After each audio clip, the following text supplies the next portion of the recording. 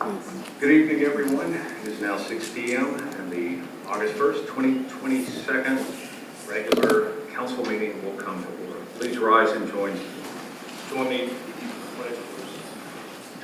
Allegiance to the flag of the United States of America and to the republic for which it stands, one nation, under God, indivisible, with liberty and justice for all.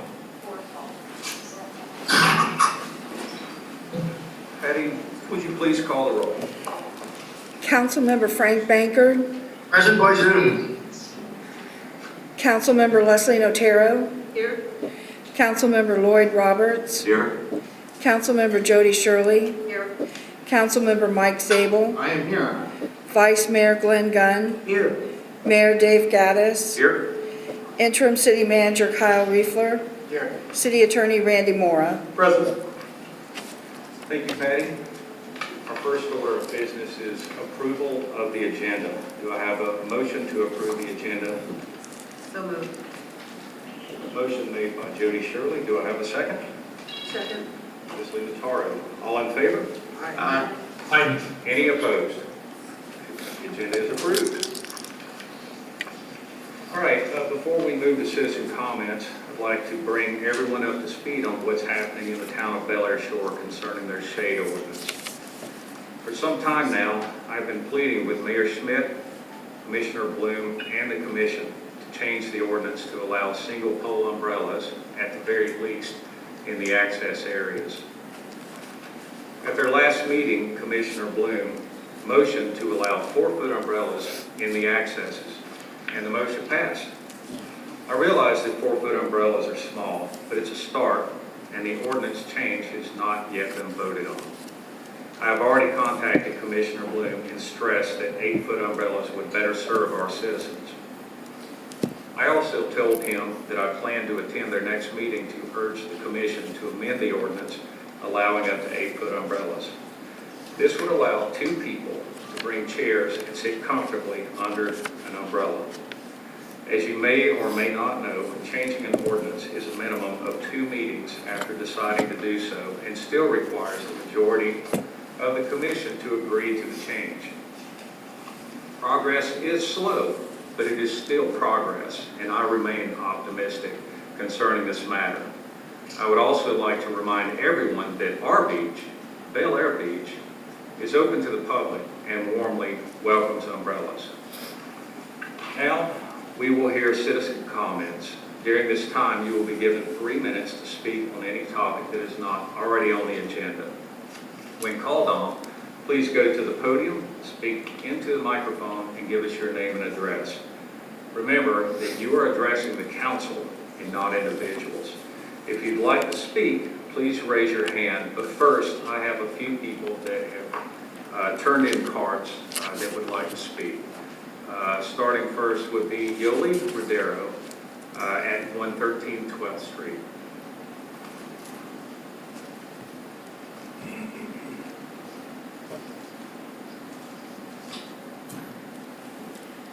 Good evening. I am Yoli Rodero from 113 12th Street, and I am glad you started with the Bel Air Shore situation, because that's what I would like to talk about. I have my 3 minutes. My husband Pete Rodero's there. He's given me his 3 minutes, should I need it, because I'm long-winded. Sometimes Linda Welch is also. I'd like to just give you a brief, really quick history. My husband and I bought this house 11 years ago. And the one and only reason we bought here was that beach over there, 5 houses from the axis. And that's the reason that many people buy here. Not Bel Air Beach, not Indian Rocks, the fact that you're so close to the axis. And for 2 years now, we have not been able to enjoy our beach, even though it has been deeded to us rightfully for over 70 years. And for this past summer, we have definitely not been able to enjoy it. My husband is the one that received the citation. A citation that requires him to appear in criminal court, to be arraigned and prosecuted for having an umbrella on the beach. Now that is absurd. absurd and a waste of everyone and all resources available. But that's what we're fighting.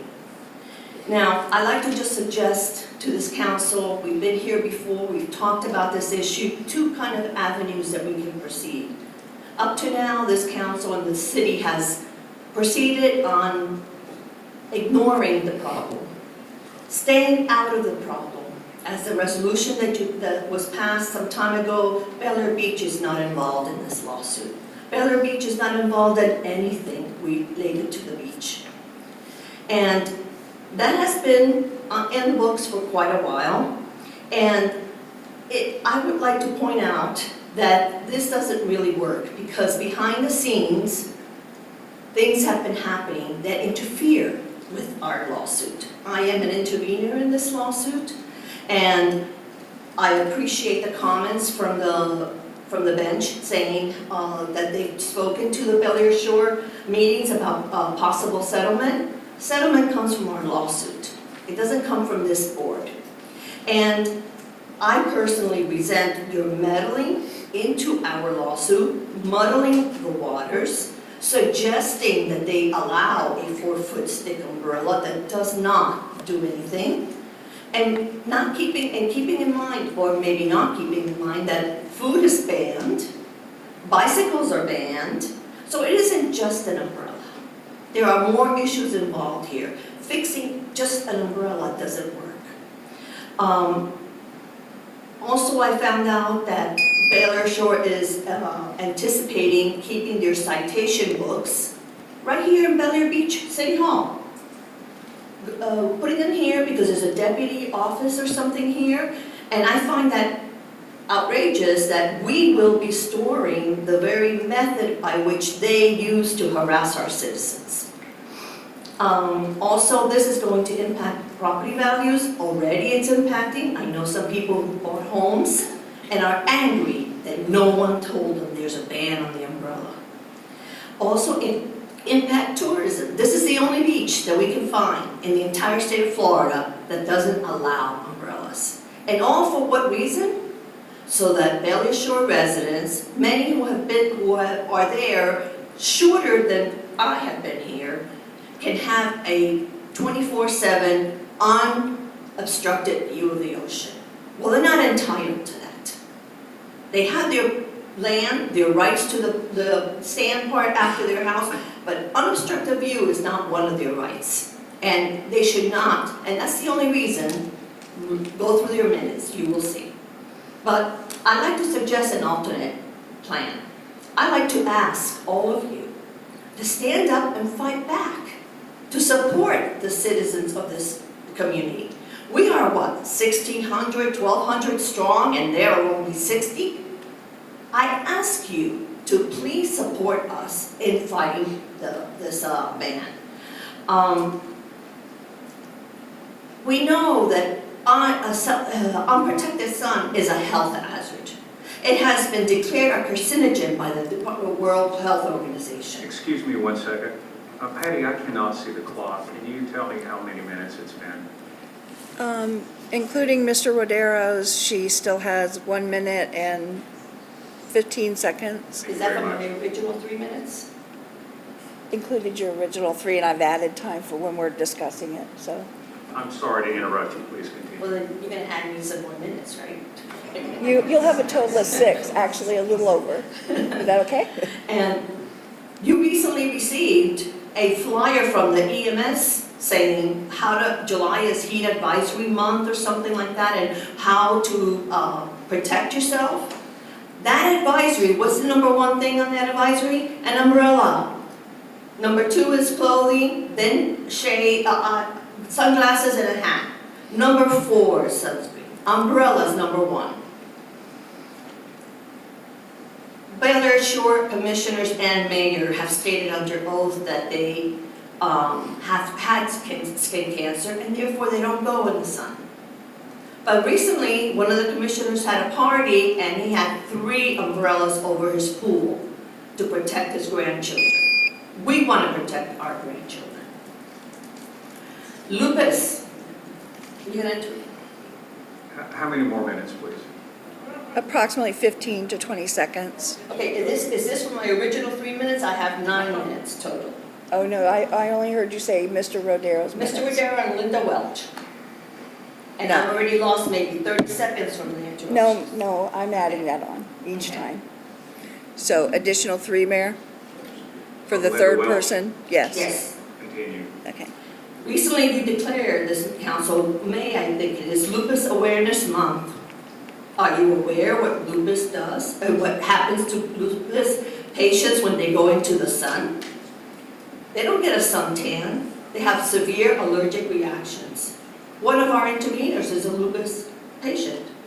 So on one hand, you support lupus, and on the other hand, you support an umbrella ban by not doing anything for it. I just want to let you know that I go to every single Bellier Shore meeting, and for the past 2 meetings, they're planning a nice surprise for you. It may not be a surprise maybe to some of you, but they're planning to bill you for all of your legal fees for the lawsuit. They believe you are responsible per the Interlocal for their legal fees, and that's coming. They've said it more than once. So I'm going to end by just saying you may not be supporting the lawsuit, but you may end up paying for it in the end. I ask that you rethink your position. Thank you.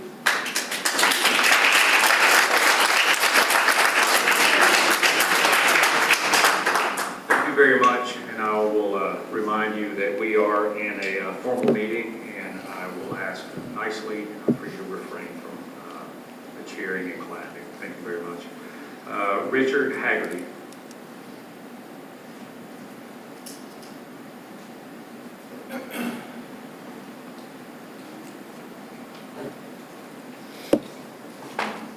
I'll start the clock here because I don't want to be interrupted 6 times while we're worried about the clock. So, start. Richard Haggerty, 9th Street. So, ironically enough, it's my wife who has lupus, and I think most of my neighbors know my story. 30 years in the Army, I won't go down that road again. Took a job after I retired from the military so I could afford to live near the beach, on the beach, access the beach safely and happily. Only to come to find out several months after my wife and I moved here that we really weren't allowed to enjoy the beach the way any other person in Florida and probably most of the United States does, with common sense things like shade. Among other things, I want to talk about my wife for a few minutes this morning or today, and not me. So, lost her mother to cancer very young as a teenager. Moved in with her father in Germany, who's also in the military. Took most of the brunt of raising her siblings. We met shortly after flight school, got married. We've been together almost 28 years. She's been through a lot, 4 combat deployments, raising our children, and a lot of other things. It was her dream to move to the beach also. Several years ago, probably 7, 8, 9 years ago, she was diagnosed with lupus. And in addition to allergies, organ swelling, joint pain, lesions, and other things on top of just all the common sense things that we know comes from increased sun exposure. Now, I'm sure many people in the audience, maybe most of the people in Bellier Shore, their response is probably just stay inside, we don't care, it's not our problem. But that really isn't how people like to live their life. Not when there's common sense ways where you can do both. You can go and enjoy the beach as well as take care of your health. So we talked about this a lot. I know promises were made during the campaign by then candidate Gaddis. I even actually sent about a page email back during one of the emails that came out promising that we were going to get right on top of it, that diplomacy was the way ahead. I outlined several concerns in, I think, a very professional manner. They're right here if anybody would like to read them. And asking, so how can you assure us you're going to get this resolved? How can you guarantee it's not going to cost us money? How are you going to get around the lawsuit? Because in all of our minds, and my wife's an intervener, that really is our only hope, because the council doesn't seem to be supporting its own citizens. And there was no answer. I got back simply a response, thanks. That's it. And I thought to myself, oh no, another politician overpromising and under-delivering. Now here we are, 5 months, 4 months past the election, and we've really seen no movement. I guess 4-foot umbrellas, which is that, I guess if we laid on the ground and all huddled underneath them, I guess maybe that is a partial solution, but it's not one that we really think works. So I implore the council to stand up and fight for your citizens. This is common sense. This isn't a ridiculous sign or anything else. It's common sense and it's our health, and it's what we pay for, and it's what we elected you for. 3 minutes, thank you. Thank you very much.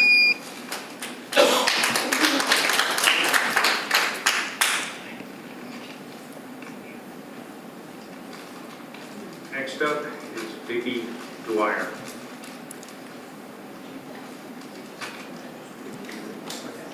I'm going to give my yield my minutes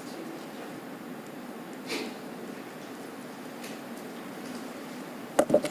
Rick Shaw. Yield my minutes to Mr. Manzo. J.C. Emfield.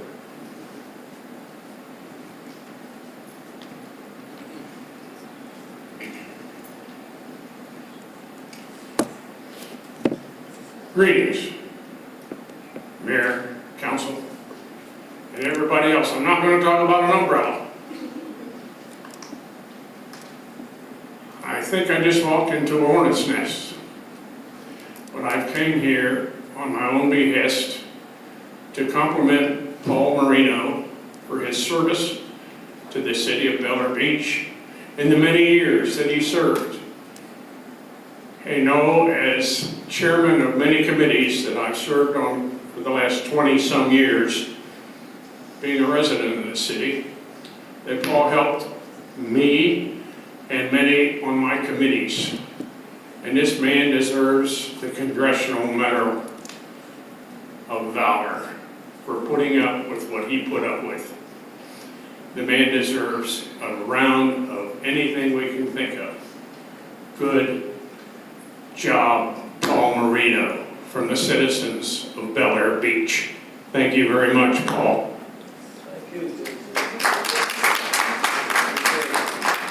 Again, I will remind you to refrain from the applause. Next up is Joseph Manzo. Mr. Manzo, you have 9 minutes. I think there's somebody who wants to give me 3 more here. I got 2 people, I could have 15, but 12 is the limit. Got that? Rick, give me my timer. You got 1, 2, I'm sorry, you can only do 12 minutes. Right, that'll be fine. We'll do 12 minutes. Ready? Yes, sir. Begin. Honorable Mayor, council members of Bel Air Beach. My name is Joseph Manzo, former mayor and plaintiff in Manzo v. Bel Air Shore. You know who I am. You know where I live. For 2 years, we have been fighting this battle. And sometimes it feels like I've been fighting it by myself with 48 courageous interveners behind me. That's wrong. That's why we're here tonight. We're here tonight to set the record straight. ABC News is here. Tampa Times is here.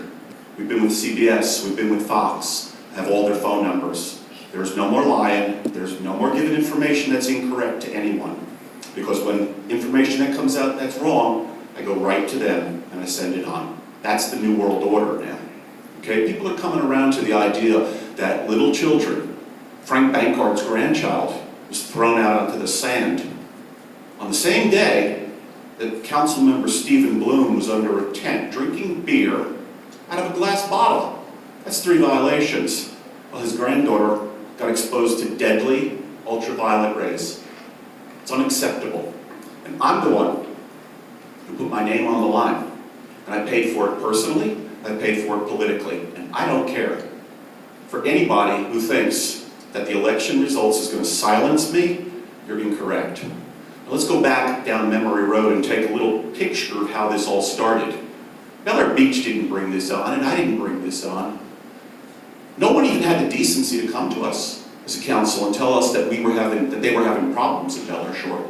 In May and June of 2020, they had the meetings to pass the shade ordinance, the first of its kind as far as I can see in the entire country. I've looked far and wide and I can't find any place that bans shade, but Bel Air Shore did.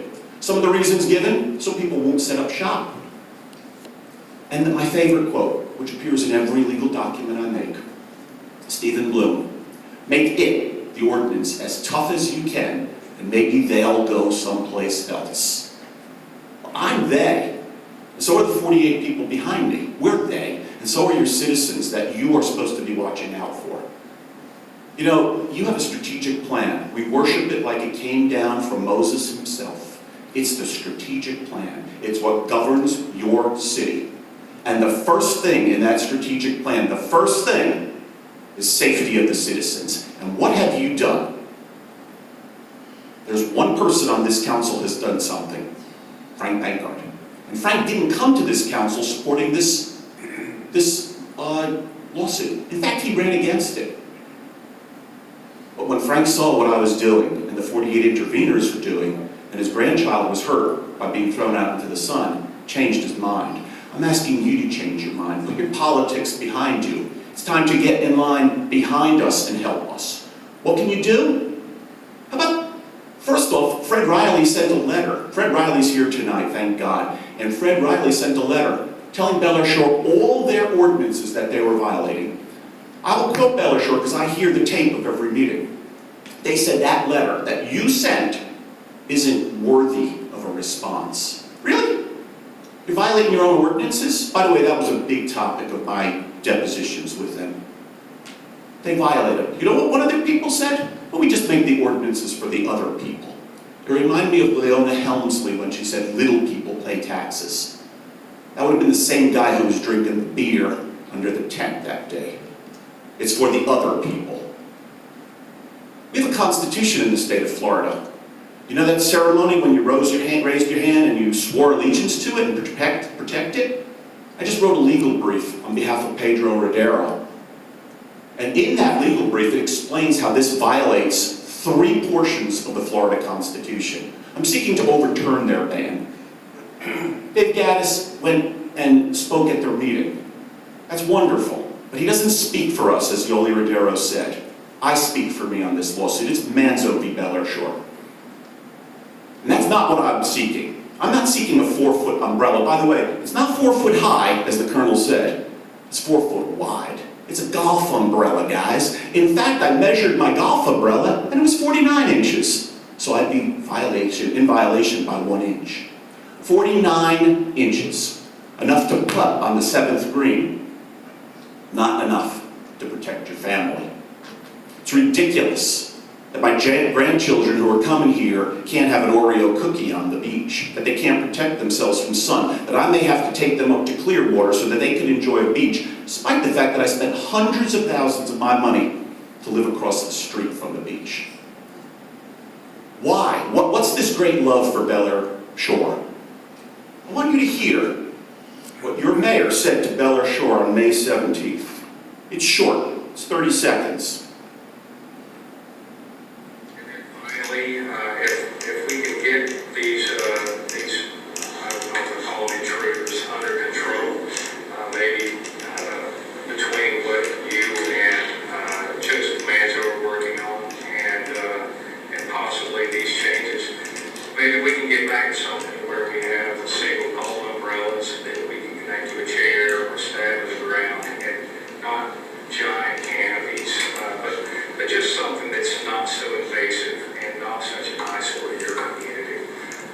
We love your community. We think that it's a treasure for all of us. We love your community? I don't love your community. I don't love that community at all. They're exposing us to deadly carcinogenic UV rays from the sun, while they themselves protect themselves. Because you know why? They've had skin cancer. Steve Bloom and Robert Schmidt admitted that to me. Before Dave Gaddis did this little speech saying that we'd be satisfied with a single pole umbrella, I had had lunch with Robert Schmidt. We had 2 months of negotiations. I had a 9-point settlement for them. That went down the drain. So no problem. I'll take it to court. We're going to court this Thursday. We're going to get this thing overturned. And then Friday, we have the case management meeting on Manzo v. Bel Air Shore. This is unconstitutional. You swore to uphold the Constitution. It's easy to be popular when you say yes. We have 30 years of mayors before me that said yes to Bel Air Shore. Yes, yes, yes. And you lost the gates. They put gates up. You lost food. You lost bicycles. And then umbrellas. And finally someone stood up. Not you, me. It's time to stand up and say no. Write a letter back to them and tell them, do a resolution, you know how to do one, do a resolution and tell them that you are disgusted and you demand that they repeal this ordinance. Talk to your people at the Big C, in the Mayor's Council, and every place else you can. Talk to your elected officials. You know how to reach them. Some of you had some nice support when you ran for election. You know how to reach these people. Call them. Tell them you want legislative support. Get behind the people of Bel Air Beach. You work for Bel Air Beach. That sign behind you says Bel Air Beach. You love Bel Air Beach. You don't love Bel Air Shore. We've tried spreading the love for years, and you know what? 2 weeks after Mayor Gaddis went to Bel Air Shore on Memorial Day, the police came out and harassed everyone on 12th Street. I know, I was there. They also harassed the African-American couple next to us. They got the written warning, but nobody else got a written warning. What's that all about? And 2 weeks later, Pedro Rodero from Cuba gets the first summons. What's that all about? Pedro didn't tell you, or his wife didn't tell you. Pedro came here from Cuba on Operation Peter Pan. That's when the little children were separated from their parents and came to the United States to get away from the oppressive regime of Castro. And what's he come to? A town of 58 people that takes away his beach rights and his constitutional rights. We have deeded rights, we have constitutional rights. If you want to know the law, go onto the public site, the clerks of Pinellas County, type in Pedro Rodero, you'll find my motion to dismiss. You'll find a 20-page brief. You won't find it on Nextdoor. You won't find it in the chit chat. You won't find it in the people that are non-lawyers. You'll find 20 pages of cited legal information. That's what you stand on. That's why it's illegal. It's time to stand up and represent your people. It's time to stand up and protect this Constitution. Lead, follow, or get out of the way. Please don't get in my way in my lawsuit. I don't need your legal help, but the citizens of this city could use your support. Time to not be popular and do what has to be done. Tell them you don't like their law. You don't love them. You don't even like them. You want the law changed. Thank you. Thank you.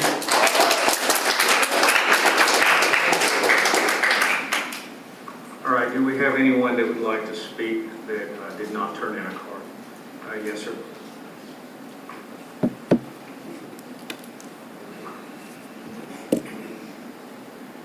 Rudy Davis, 612 Belle Isle Avenue. I would just remind everyone that Mr. Manzo lost the last election. He only achieved 23% of the vote.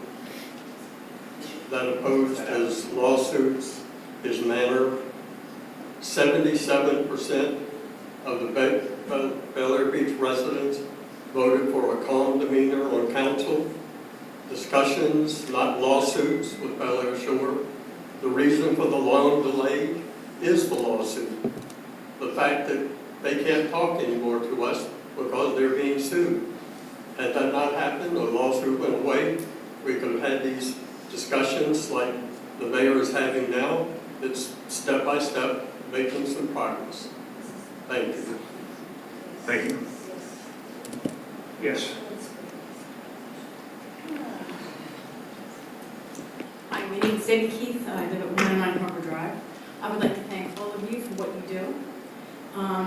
And I have walked the beach for almost 20 years until I had health issues. I have encountered many people on Bel Air Shores numerous times. I do the beach conservation, the turtle rescue, and the bird rescue and things. So I've had direct contact with them. It got difficult on the beach. Who's Keith? I'm talking to get closer. Okay. There you go. Thank you. There were many different times that people would put up the big square tents and they'd leave them there for the entire week when they were here.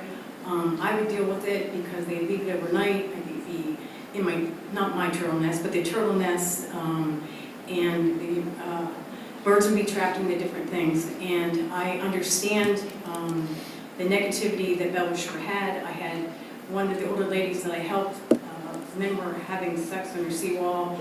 I found all kinds of horrible things. This would be settled if it wouldn't be the animosity. I talked to them, people in the council out there, and I agree with you, Mayor Gaddis. They want at least a 7-foot umbrella. That's going to happen. If it wasn't for the lawsuit, we'd be there. Anyway, thank you for what you guys do. Thank you. Other citizens?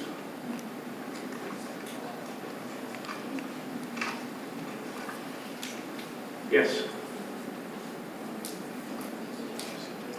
Jim Vanscoy, 7th Street, Bel Air Beach.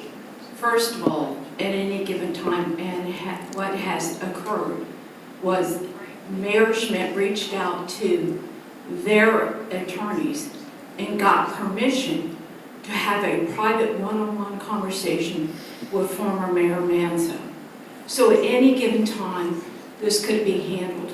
And as far as people were saying that drop the suit, start the negotiations, if we had dropped the lawsuit, there would have not been any discussions and the lawsuit couldn't have been pursued at any time. So people need to understand that as well. He went through and he stuck his nose out, his neck out, everything to help the citizens of this city. They were doing nothing. They were given a 2-week notice to respond. Then they didn't respond and they were given almost 2 months to square this away before the suit was filed. The fact of the matter is they've been given ample time to try to work through this. Settlement negotiations have not taken place before, let's make this clear, the depositions were taken of their mayor and vice mayor, and it was the sworn testimony. So all the lies, all the backroom stuff that has gone on is just that, lies. Second of all, if we do not win this case, it's not just for our city, it's other cities around the state of Florida. And it also has to do with protecting the rivers, the lakes, having umbrellas. Do you not think that they will address this and use this to ban them around those places as well? Thank you. Thank you. Anyone else? Yes.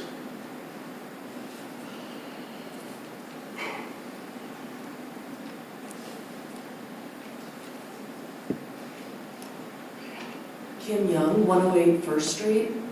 I'm not here all the time, but I'm here a lot. And I just want to say I have been so happy since March that I could finally sit back and appreciate my property. Talking to many neighbors, a lot of whom are not overly involved. We do appreciate the city councils representing us and working with Bel Air Shores. You know, I like to go with the idea that sometimes you get more flies with honey than vinegar. As an attorney, I will tell you that my first order is always to try to work out things with the other side. We have a city attorney that we pay to look into these things for the city.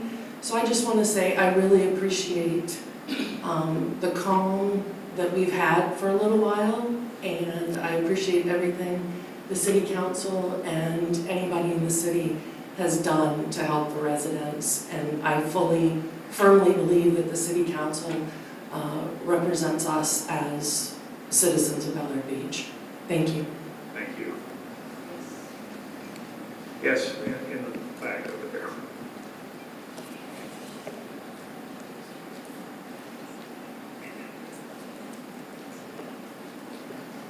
Hi, my name is Helen. I live on Spruce.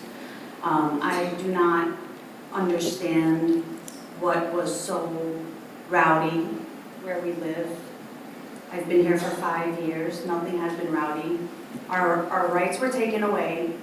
That's the only difference in this city that's been going on, besides all the other things that were taken from us. Ms. Keith has been doing cleanup for beaches. Maybe she's confusing Indian Rocks Beach with Bel Air Beach on her cleanups. that's usually where the tents get left. Never seen a tent get left on Bel Air Beach. But there's been nothing that's been done to help my family and I go to the beach in a safe manner in these past 2 years. You promised that you would come in here and help us get our umbrellas back. Nothing has been done.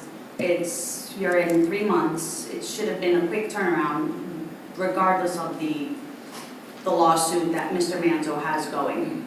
This should have been something that you said to Bel Air Shores, our citizens cannot go to the beach without an umbrella, regardless of Mr. Manzo's lawsuit. It has nothing to do with him. It has to do with your duties as our elected officials to protect us. That's all. Thank you. Anyone else? No? All right, we'll move on to item number 2. Mr. Mayor? Yes. I'd like to interject here, since you opened the door for, before citizens' comments about this subject.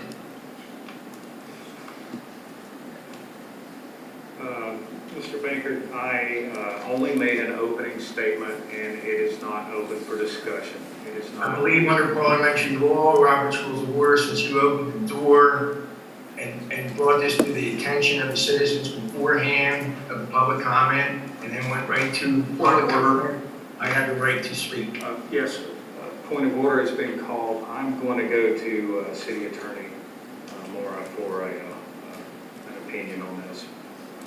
Expounding again that parliamentary procedure is not codified law and statute or otherwise or in case law, I would advise that the presiding officer introducing the topic does not by itself somehow create an automatic opening of the door. The recognition of members to speak is at the discretion of the presiding officer in the meeting. There's nothing in your rules of procedure that, to my knowledge, specifically addresses this, and so I would defer to the judgment of the presiding officer. Thank you very much. So the point of order stands. Now we will move on to item number 3, which is the law enforcement report. Please come up, state your name, and let's have it.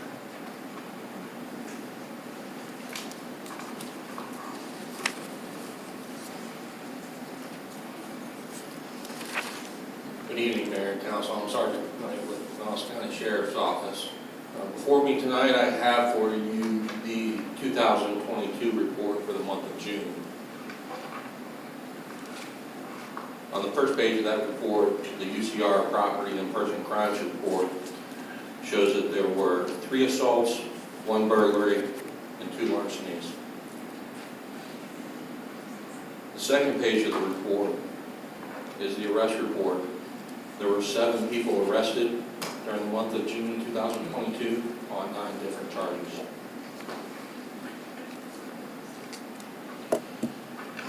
The third report shows the deputy activity.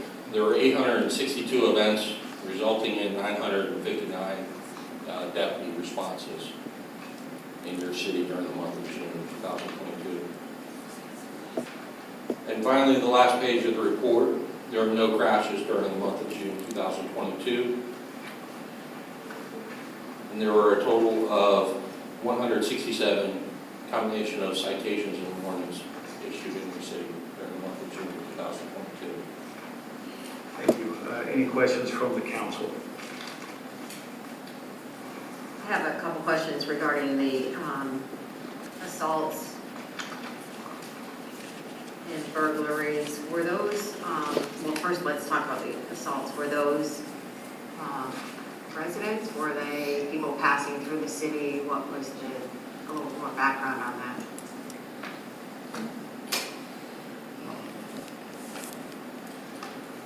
Two of the assaults, and of course, when they say assaults on that report, that's assault and batteries. There was 1 domestic battery in the city last month that was a resident. There was another resident on 21st Street that was arrested for an assault. And then the last one were 2 different construction workers at a home construction site. One subject was arrested for battery. Thank you. Any other questions? it's rare that we see a stalking complaint or violation, rather. Can you give us any information on that? That's an isolated incident with that one person has a long record with the city and the neighbors in that neighborhood. Stalkings happen where if I continually harass you or do something else and I keep seeking you personally to commit some sort of crime, then you go into a stalking charge. All right. Anything else? Nope. Thank you very much. Thank you for your service. All right, now we're on to code enforcement.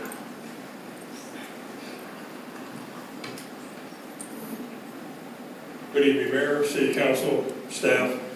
Steve Clapke for the record. This is my first appearance in the last 2 months. I had some time off that I had to take, and Mayor, I want to thank you for giving me that fortitude to take that time off and not be able to be here. In the last 30 so days, we've still working on a lot of the violations within the city itself, whether it's landscaping or different types of grass problems in certain lots. We are working on that, and I'm working with that with Kyle. One of the biggest things we've got was I got a call of a gentleman that was going around one Friday evening soliciting to do electrical work. I spoke to one of the residents between First and Second on Harbor Drive, and they informed me that this man had been coming around. I did some research on it, come to find out he wasn't licensed, he wasn't insured, he was not a contractor. I worked with the PPCLB, the licensing bureau, found out that this gentleman came from Colorado. In doing some research, I spoke to 5 different residences on First Street, told me that they did get approached by this man. The licensing bureau is now actively going after him. He's going to receive 5 different citations for soliciting work, not being licensed, and he's not a contractor. He did give a name of a gentleman that he was working for out of Brooksville, Florida. I spoke to him, come to find out, yeah, he applied for a job, but his job, or this gentleman, actually does a lot of business work, doesn't do any residential. So he did send him a letter of cease and desist. The information was forwarded to Kyle, and the city's also going to be sending him a letter saying basically you can't solicit within the city limits and to stay out. And I encourage anybody who's been approached by this gentleman to give me a call or come by here at City Hall, and I'll be more than happy to take care of it. Other than that, everything else is still going, flow. Our little situation on 22nd with the boat. I did check with our Marine unit. That boat is registered through the Coast Guard, and as they can tell, currently, he is not doing any commercial work. It's just a gentleman that owns that boat, and he takes friends out on it. So we're still going to work on that. They're going to keep an eye on that situation for me, but other than that, everything else is going well, and I'll stand for any questions. Thank you. Council? No? Council? Yes. Frank Baker. Thank you for your service first, Deputy. Just got a quick question for you, a resident brought up to me. What is the process? You go on a resident's property, job site, to find out the contractor isn't either his license just recently expired or didn't get the permit in hand, and they're installing an AC air conditioning unit. Job's primarily almost done. And it's in the months of like June through October. Okay, I don't understand which question is. Well, would you cease? Would you order the job to cease right away, or would you let that job continue, fine them appropriately, so the residents can get their AC unit back up and running? Well, the way that works is, and I believe I know what situation you're talking about. While on regular patrol, I did see this truck. It had removed the inside AC unit and the outside AC unit. There were no markings on the truck itself. That, within itself, is a violation of state statute. So I went up to the residents, spoke to the homeowner, asked him about who's putting the air conditioner, if I could speak to them. Gentleman came out, and I'll tell you, he wasn't very pleasant. He didn't understand why I was there, thought it was not my position to do stuff like this. So as I tried to explain to him, the homeowner came out, we talked. I was also told it was an emergency install because they had no AC, but the house had 2 separate AC units. And under the county's regulations, that doesn't require, it's not considered an emergency repair. So basically what I did do was contacted the building department. They advised me that no permit was pulled. The Pinellas County Licensing Board actually took that investigation over. The gentleman came in, was the air conditioning company came in here, either it was the next day or day after, and finally filed for the permit. So basically, what you're asking me, if I see somebody working at a house, vehicle's not marked, I will get out, just inquire to see what's going on. I will tell you that the majority of the time, even today, when I was up on 17th Street, I caught somebody out there doing work on a pool. Wasn't licensed, hadn't been licensed in Pinellas County for 4 years. And again, I'm into education over enforcement. In this case, again, my side of the investigation on 22nd Street was nothing more than a warning, but that information is turned over to the licensing bureau, and they will cite somebody in that instance. Thank you. Any other questions from the council? No? All right, thank you very much, David. Thank you. You all have a great evening. Thank you. All right, up next, we have award presentations. Will former city attorneys Paul Marino and Fred Riley please join me at the podium?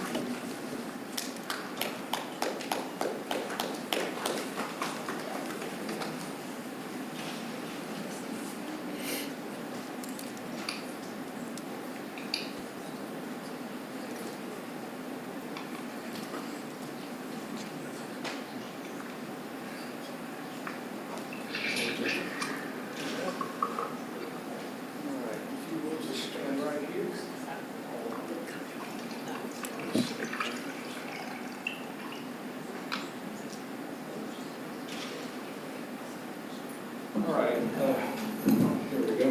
This first award is presented to Paul Marino, and it says, with sincere appreciation for your dedicated service to the city of Bel Air Beach from May 1998 to July of 2019.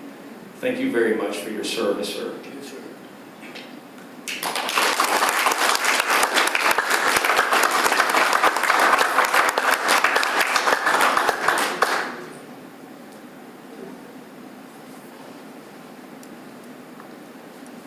Next up, Fred Riley, with sincere appreciation for your dedicated service to the city of Bel Air Beach from July 2019 to January 2022. Thank you very much.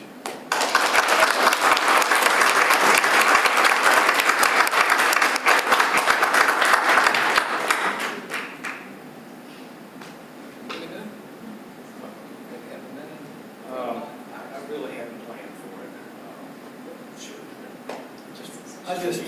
I just want to say I certainly appreciate the opportunity to be able to serve this city, and I've seen many things take place since the day I walked in the door.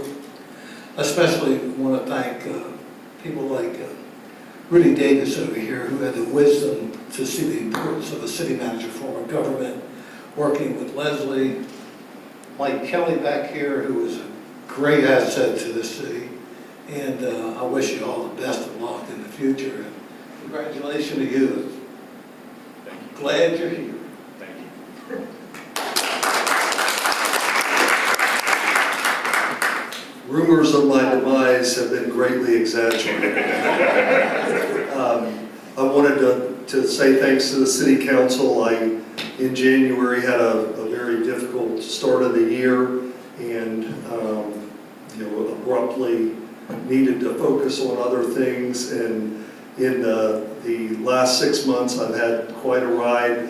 I've gotten positive mojo and prayers from all corners, and frequently have citizens from Bel Air Beach come up to me at Publix, where the Publix liquor store. Talk to me, and I very much appreciate that. And you have a beautiful community, and I know this more than ever. Life is short. Please enjoy it. So, thank you, man.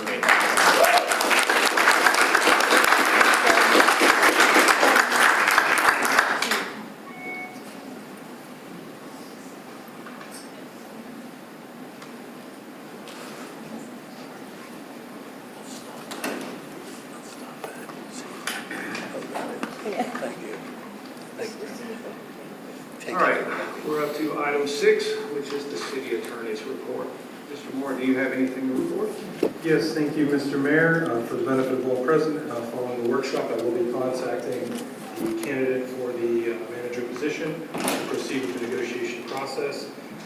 Before I continue with anything else, I do want to say what a tremendous honor it is to sit in a seat where Mr. Marino sat for nearly 2 decades, and Mr. Riley for his years of service as well. I've had the honor to serve in communities after Mr. Marino around this county, and he's very well respected, and I'm sure served this community well, and I appreciate the opportunity to follow that act, if you will. That said, I have been in regular contact with your manager, your interim manager, and your clerk on a number of issues. We continue to handle public records requests and streamlining those, and as well as working through various contracts issues and code enforcement.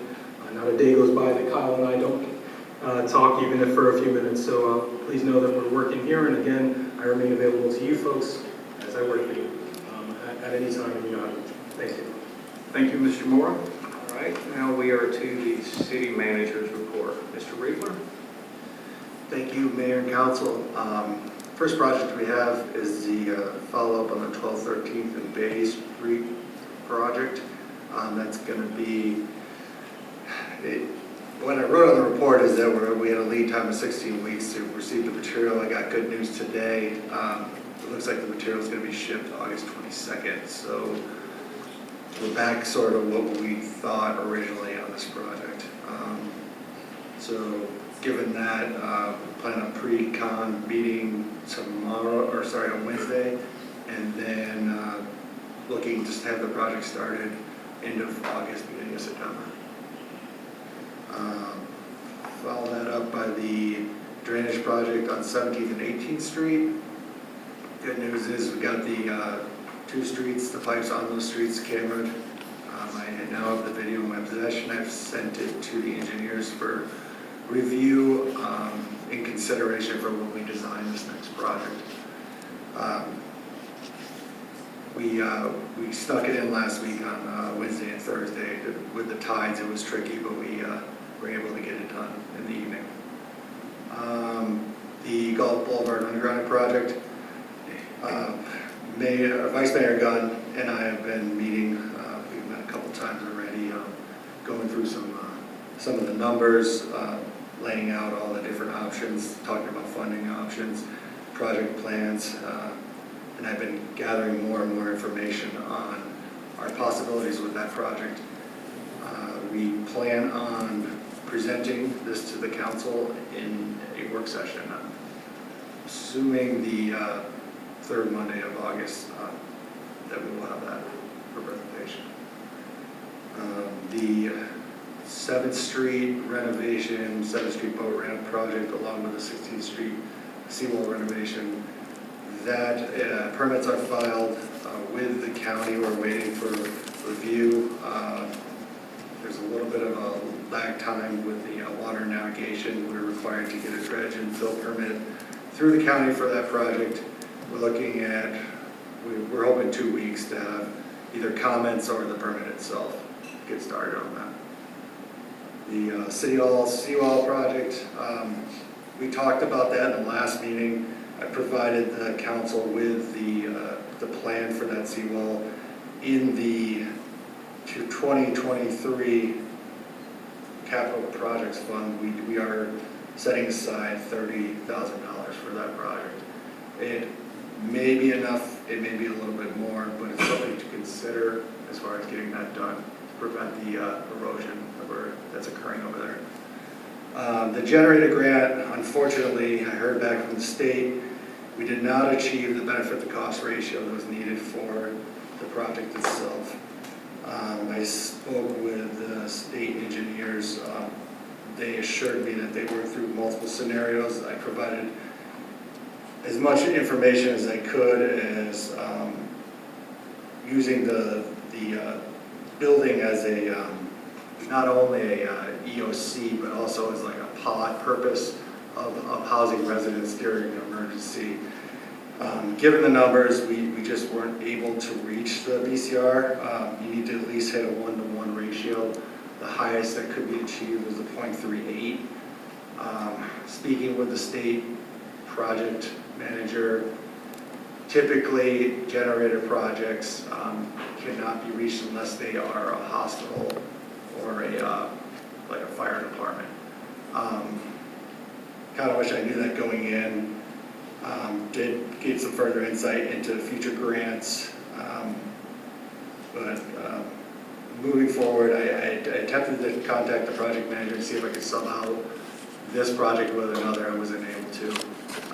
So I'm looking forward to the next grant cycle, which is going to be this coming fall for future projects. And lastly, I got the children's playground. That, unfortunately, is on back order as well. The equipment is set to be here in February.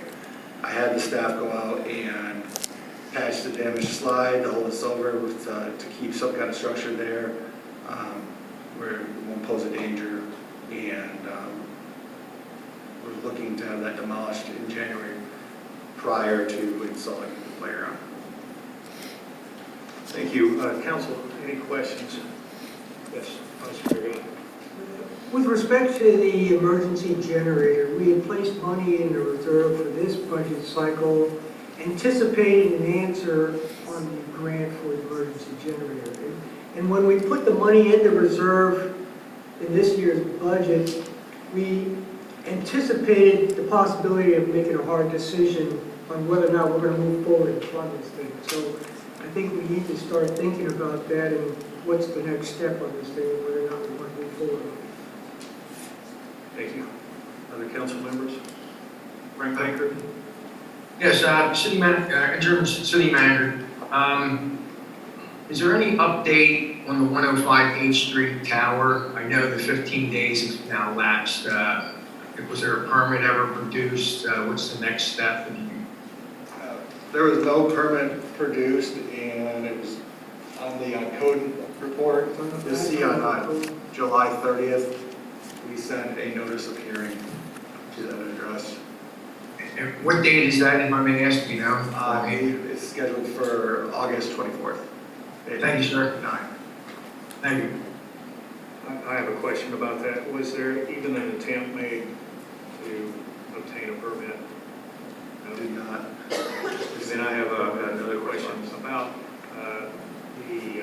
the pipe that I sent you a picture of on Bay Shore Drive.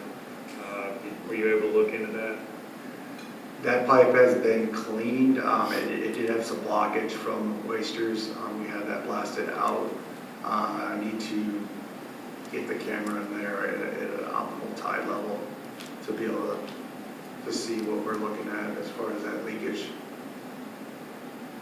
I did tackle 17th and 18th Street first to get that done. Okay. All right. Thank you very much. Any other questions? If not, then thank you, and we will move right over to the city clerk's report. Thank you. Ms. Gentry, you have the floor. Thank you.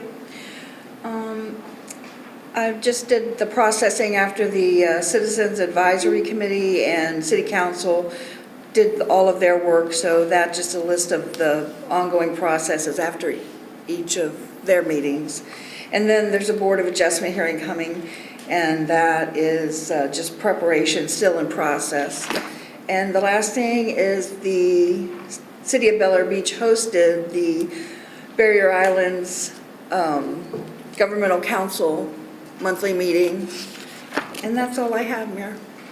And I would like to add to that, Patty did an excellent job. I'm sure you had to have some help. There's no way you could have done all that by yourself, but it was incredible. All of the big C mayors were very impressed. They said we had a beautiful facility, the view was great.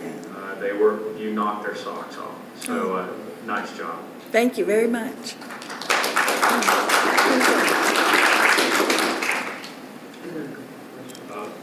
Vice Mayor. Patty, with respect to the way email goes out for council members, we had discussed at one time including the Citizens Advisory Committee as carbon copy on those, just because they are stakeholders in the leadership process.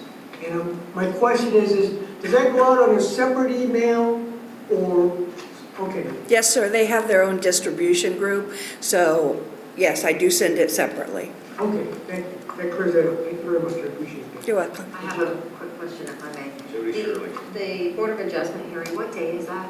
August 11th, August 11th. 6 o'clock. And I second the job well done on the big C meeting. It was beautiful and it turned out very nice. Thank you. For representing us well. Oh, yeah, you're welcome. Anyone else? Oh, all right. Well, now we are to the consent agenda. Items 9, 10, and 11 are approval of the June 6th, 2022 City Council meeting minutes, approval of the June 23rd Special Council meeting minutes, and approval of the June 30th, 2022 Special Council meeting minutes. Do I have a motion? So moved. Leslie Notaro, and do I have a second? Second. Lynn Gunn. All in favor? Aye. Any opposed? All right, the consent agenda passes.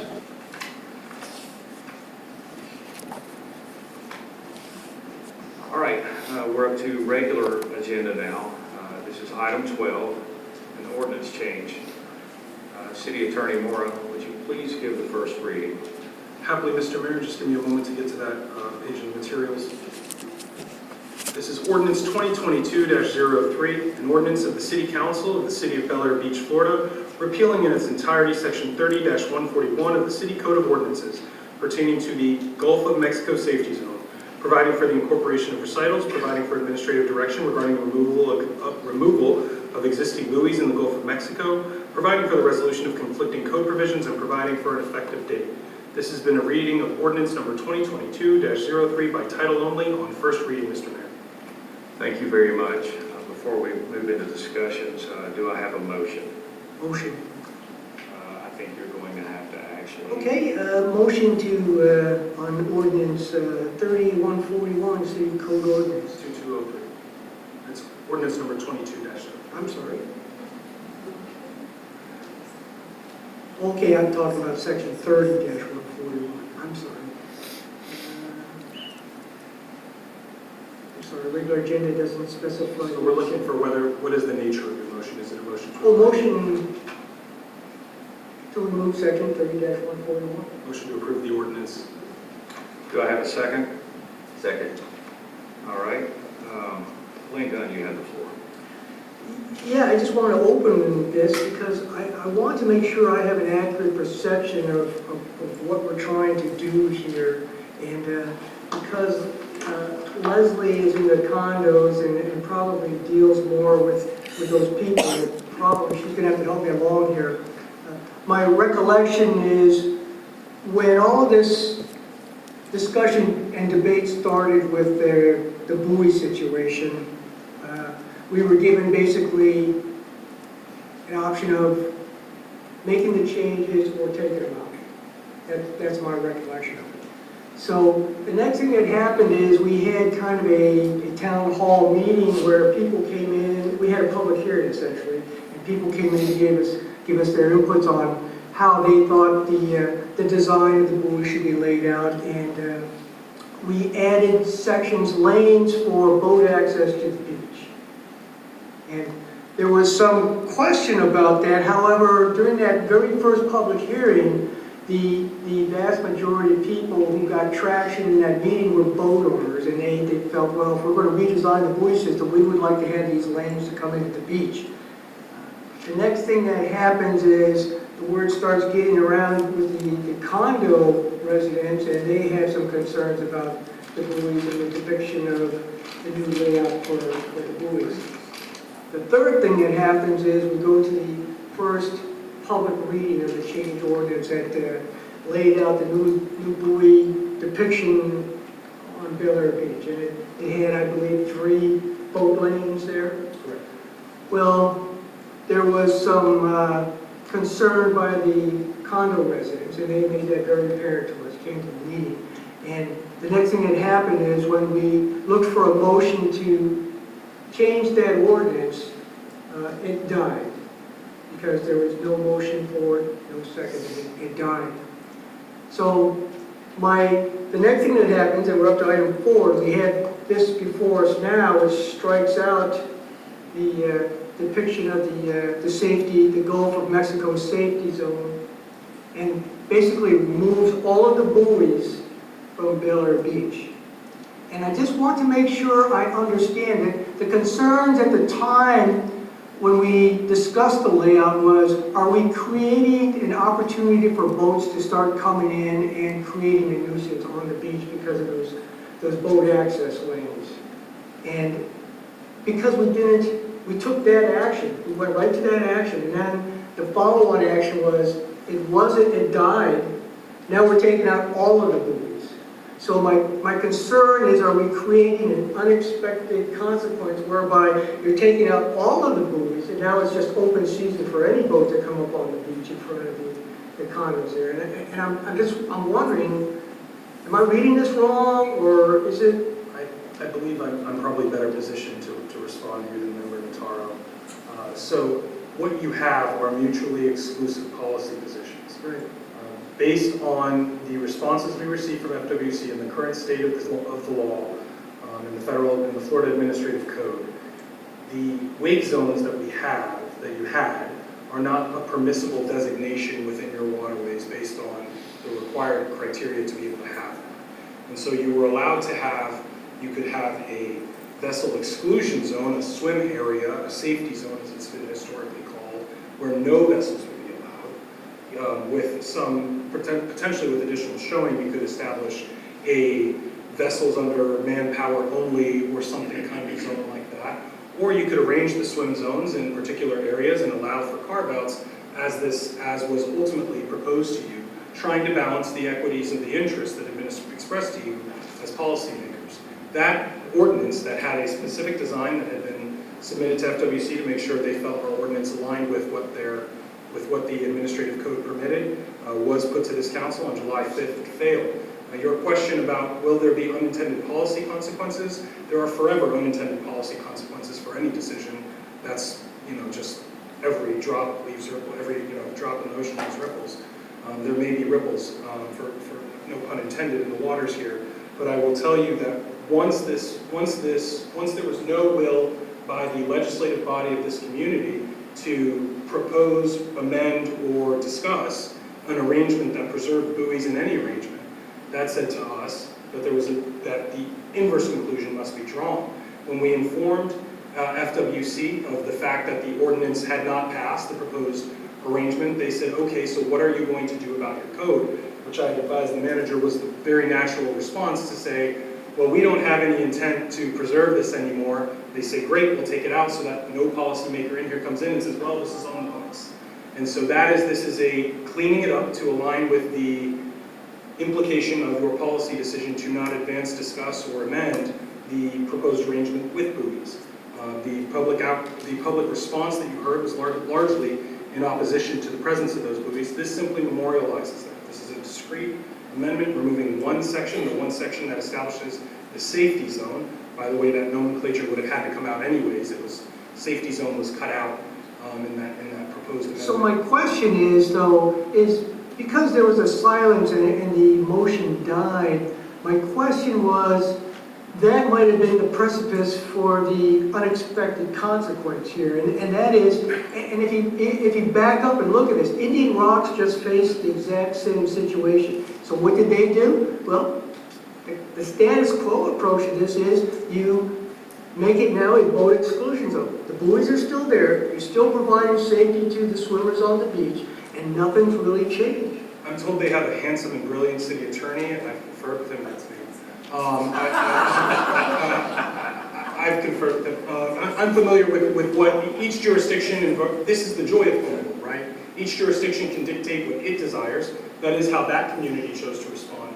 This enactment, proposed enactment before you, reflects nearly a year of your correspondence back and forth with FWC and the dialogue happening at a staff level and at an attorney level on trying to find something to balance the particular equities and interests of this particular community. And having seen a series of proposals involving buoys be ultimately unsuccessful, the message from the policymakers is we're not interested in seeing this, or residents haven't expressed to us some strong desire for this such that we wish to advance this further. And so if that is the case, we cannot continue to maintain the law on the books as it is. I do you a disservice if I leave void provisions within your code. Once I'm under the hood, we fix what's there. And so this is the fix, is to remove that. And you enjoy, sorry, I just want to conclude, you enjoy the legislative discretion should you at some later date choose to revisit that. You may revisit that. Political will aside, just procedurally, you may revisit that. But at this stage, what we've brought for you is to finalize those exchanges with FWC so we can say we are in compliance and here's how our code complies. So I certainly understand making the ordinance look like what we wanted the outcome to look like. And I guess I'm questioning the outcome. Is that what we really want? Did we really think of it in those terms? I can comment on that. I can tell you what they didn't want. And I literally received dozens of emails, phone calls, and people coming up to me in the meetings and speaking with us during the breaks. And I did not have, not one single person said, we must have these, I want this fixed. I never got that, not one time. Now, there may be people out there that do want the buoys, but I have not heard that. All I have heard is there's no record of boat issues, and you heard it probably the exact same thing that I did. And as representatives of our community, I believe we have no choice but to respond to our constituents. I'd like to give others the opportunity to speak, if that's all right.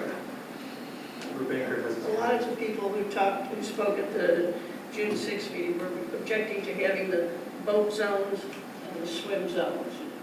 And that just didn't work. We've never had a problem that I know over there. People will bring their boat in to pick up the grandkids, but nobody comes in at warp speed or anything like that. And so if we can't have the buoys out that say, out farther that say boat exclusion zone, or then we'll just take them all out. I don't see a problem with it. And that's what I heard. In fact, they were highly opposed to having, they weren't boat zones, they were non-regulated zones is what they were. And whenever Lynn and Kyle were working on this, Lynn specifically had them labeled them as boat zones, and it looked terrible. It looked like calling all boats. And that was not the intention. That was not what we were looking for. But they did realize that no matter where you put those open zones, condo owners felt like they were being slighted and not being treated fairly.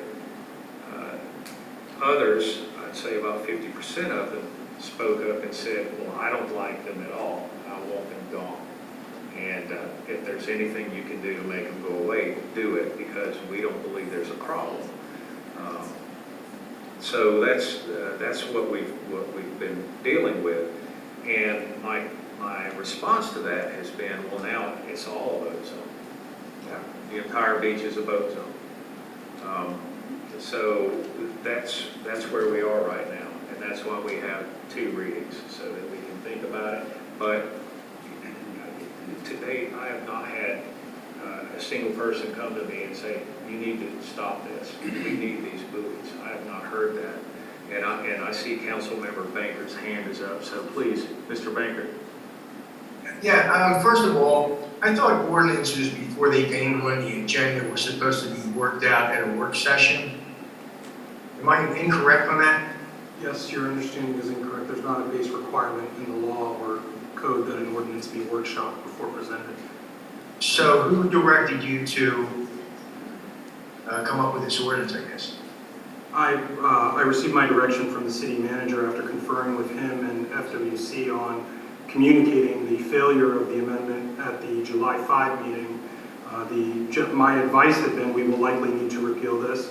The agency responded to say we would like to see this repealed without being aware of my advice. And given that meeting of the minds, and I asked the manager if I could proceed with presenting something to the commission that would memorialize some action, and here we sit. Well, I believe this should have been addressed at a work session because we just had a bunch of residents come in about safety on the beaches, and this is on the beaches. I don't know, Mr. Gaddis, if you don't get the same emails I get, I received one today of a citizen complimenting our safe area, emphasizing buoys. I think we sent to all council. I received a number of emails about preserving the buoys from back where Bel Air Shores had them, which we had an interlocal agreement for over 20 years that our former city manager took it on his own accord without addressing council to abrogate that agreement. Furthermore, never fulfilled the duties and the requirements of that permit. I pulled up IRB's minutes of this month, and I didn't know if this was you, Mr. Moore, or you had a twin, but it says, and I'm just reading off the minutes, it says the city can have no buoys, and it would be an open season for all of us. I think that clearly states, and then you also say discourage removing all buoys, just to paraphrase the minutes of the July IRB. So we have citizens that came here in June, okay, that were not residents. I believe there was only 2 residents, all of them were condo owners, okay? They weren't residents. We've had residents emphasize safety. We have a strategic plan, which I think is a joke because we don't follow it. And the number 1 issue is safety. But hey, remove the buoys if you guys see fit, but let the blood be on your hands and just snickering if somebody gets hurt or killed out there. I mean, because when this motion failed, or the motion failed for the ordinance for the swim zone, vessel zone, which 6 of you guys, not me, voted to bring it out of the workshop, introduce it on the agenda, not one of you made a motion to move forward to discuss it, all right? I've always stated that FWC is incorrect, 32746. We do comply with it. I've contacted the Attorney General's office about this today. I sent them a long letter with exhibits from A to, I believe, I. And hey, somebody gets hurt, I can make sure that I fought for the safety of the people of Bel Air Beach, visitors of Bel Air Beach, residents of Bel Air Beach. Thank you. City Attorney Moore, would you like to comment on the validity of his statement about the FWC? I would say that FWC is tasked with interpreting its ordinance and its Florida Administrative Code. I've talked with Mr. Banker very briefly about the provisions that he has cited. I don't reach the same legal conclusion in terms of the defining terms and how they apply throughout the ordinance, but my own subjective interpretation is not what is controlling here. It is controlled by the agency tasked with enforcing and administering this. That said, excuse me, that said, this is what, I am not a policymaker in this community. I want to be very clear as I'm newer to being your attorney and meeting your wonderful public and working with you folks. I don't make policy here, you folks do. We put together a policy proposal that I think aligns more closely, though not precisely word for word with what Member Bankert, the values Member Bankert's proposing. That did not succeed. I can't will it to be so one way or the other. I presented you an option, and ultimately the majority of this body will dictate what this community looks like as the process should look. And thank you for clarifying that. I was not looking for an opinion on how to vote. I was only looking on the validity of his statement. Do we have any other council members? Yes, Lloyd Roberts. I was fortunate that a very nice citizen of Bel Air Beach called me on the phone and asked if I would like to take a boat trip up and down the beach area, starting in Clearwater Beach and going fairly far to the south. So that was very beneficial to me so that I could get a first-hand view of all of the buoys that were existing out there today, the type of language they had on the buoys. Also had an opportunity to see which areas of our beach actually currently had no buoys. So that was kind of eye-opening. One of those areas is Bel Air Shores for the most part. I think the entire Bel Air Shores area has no buoys. There may be one that would be debatable. I live on 20th Street, so we access the 19th Street parking area a lot. And we use that beach area there because obviously if I chose to, I could go 15 feet towards Bel Air Beach and I'm outside of the umbrella task. But in all the times my wife and I and family and grandchildren have been out there, I can't even tell you if I've ever seen a boat come up to the shore on Bel Air Shores. Not that I'm actually looking for it, but nothing caught my eye to where I said, wow, look at that boat. There's like 20 people dancing on the beach and they dock their boat on the shore. There may have been a boat there at one time or another. I'm just telling you, I never recall seeing any. I think the good news here, as Randy said earlier, that if we do decide to remove all the buoys, at any time in the future, we would have the option of putting buoys in if we thought there was an issue out there. I also understand that the condition of the buoys that we have out there now, even if we had moved forward with the new ordinance, almost all of those buoys, when I was talking to the previous city manager, he felt like those would have had to have been removed and we would have had to have acquired new buoys. So the fact that if we did take them down and in sometime in the future we decide to put buoys back in for whatever reason that may be, it's not like we lost money and somebody might say, well, we shouldn't have gotten rid of the buoys previously, now we have to buy new ones. My understanding is we would have probably had to buy new ones anyway. So just wanted to pass that along. Thanks. Well, Julie Shirley. Just follow up on that, Lloyd. The buoys we currently have are not in compliance with the current requirement with FWC. So we have to do something one way or the other. My position on the swim zone versus boat zone is now we've created 3 large boat zones along our beach that encourage boaters to come in. That was my concern with the boat zone versus, and no one's going to be happy wherever they're at. So it doesn't matter what condo you put them behind, what beach access you put them behind, no one's going to be satisfied because it does open up to, now we've labeled this a boat zone. And guess what that becomes? It becomes the next sandbar for all the drunken teenagers and their parents' boats to go up and anchor up and have parties. It's going to create a nightmare. So when we had this discussion with the residents, there were quite a few that were just in support of removing the buoys completely.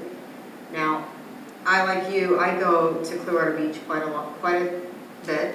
And when you get up towards the north end of, north of the pier, there are no buoys.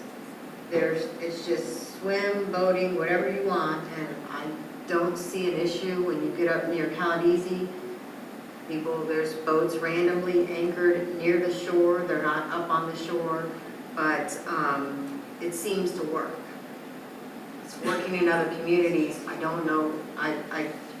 I'm not, ideally, I would prefer to have nothing change, but that's not an option. So that's where we are at and why this is here in front of us. We have to do something to comply with FWC.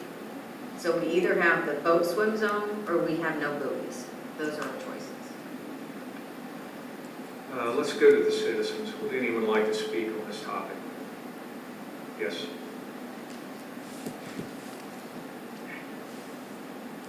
Jules Chandler, gosh, that was loud. 3207 Hibiscus Drive West. I rarely go to the beach. When my granddaughter visits, she likes to go to the beach, but I have taken a boat down there, but I'm against boats coming to the shore. I have a neighbor in the neighborhood who likes to take his boat, takes it right on the shore, wants to take it on the shore, go 2 blocks to his house, let the dog out, do whatever they have to do, and then they get back on their boat. But I can see people partying because we're so close to Clearwater Beach. And there are a lot of like jet skis. And it's unfortunate that we would have to take out the buoys that we currently have and to have to put in new ones. And that's an expense, and I don't know what that expense is, if you have that figure. I agree with what Frank said about keeping the residents happy. We don't want to say, well, let's take the buoys out and see what happens. All you need is that one bad thing to happen. I hate to see that because you have kids that sometimes, even if they go out, you know, beyond the buoys, I mean, that's not the safest, but you're doing that yourself. But I'm for having the buoys and not letting the boats come in. So I had made that clear the last time. It was a lot of the condos, I get it, maybe it's an eyesore, but I think the safety is better than the eyesore, in my opinion. Thank you. Other citizens? Yes.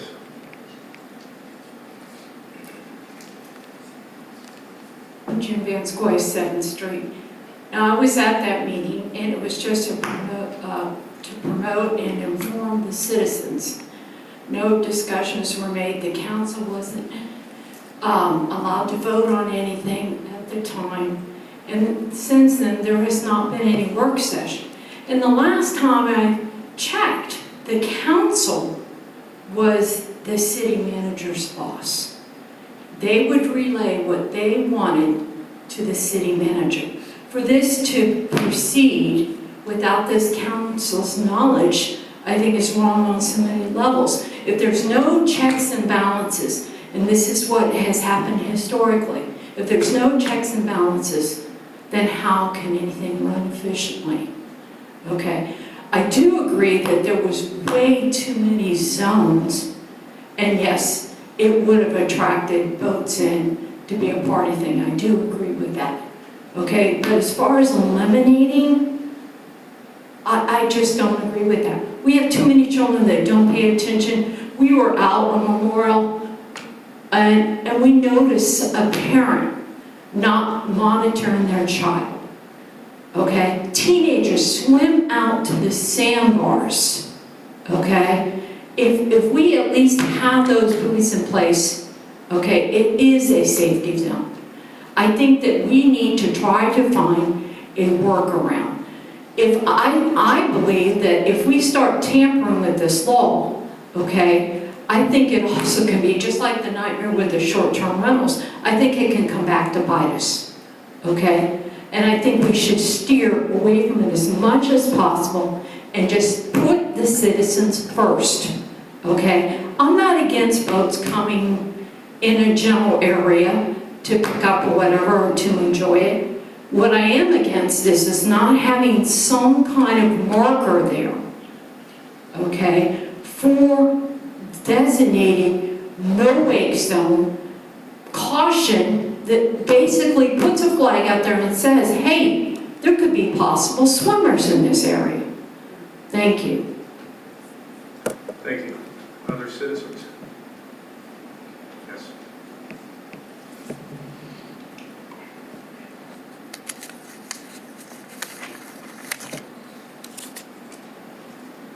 Michelle Stegman, live on 12th Street, and I have to agree as far as the buoys and the boat zones, just to make it a lot safer for our family and kids to swim out there. I've been out there for the past 2 weekends, and both weekends I've seen boats on either side of the 12th Street entrance that have gone out there and anchored off.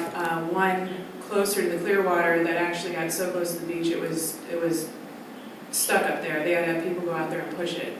So it goes back to the umbrella situation. If it's an eyesore, we don't care. We'd rather be safe on our beach. Thank you. Thank you. Anyone else?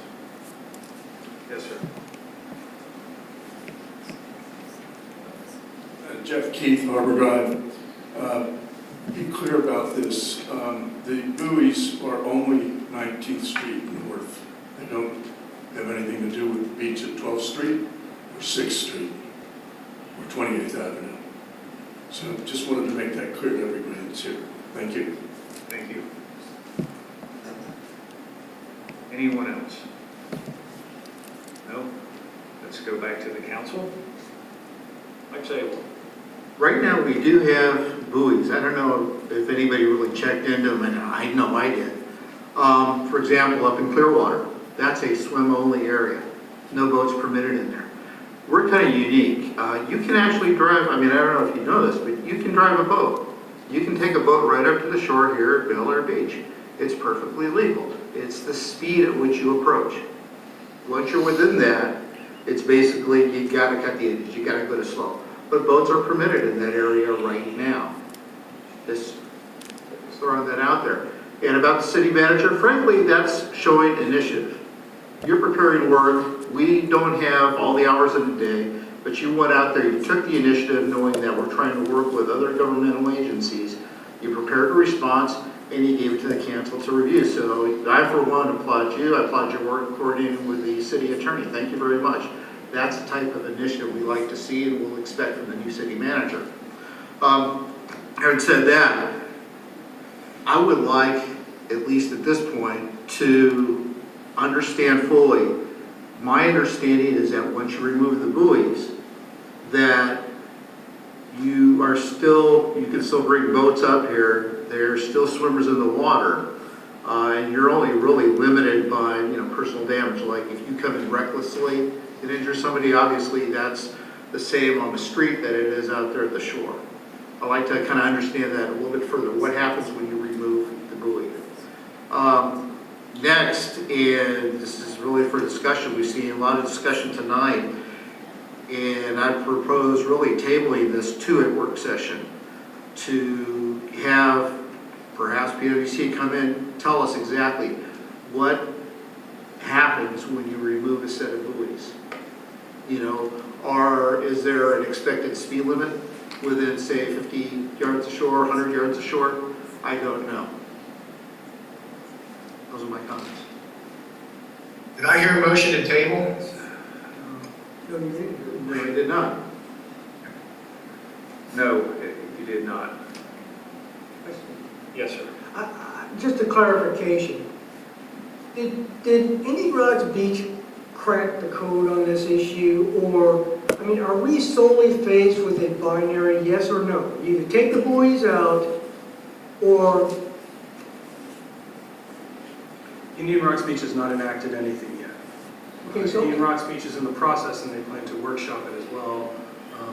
This is the first it was presented in the last, I think, 60 days in their community that they were going to address it. But their currently proposed intended approach is to have the buoys line the entire beach and have that be a vessel under manpower or sail only area. And so there would be no motor boats coming in full stop. So the presence of a motor boating that would be a violation of its code, subject to a citation.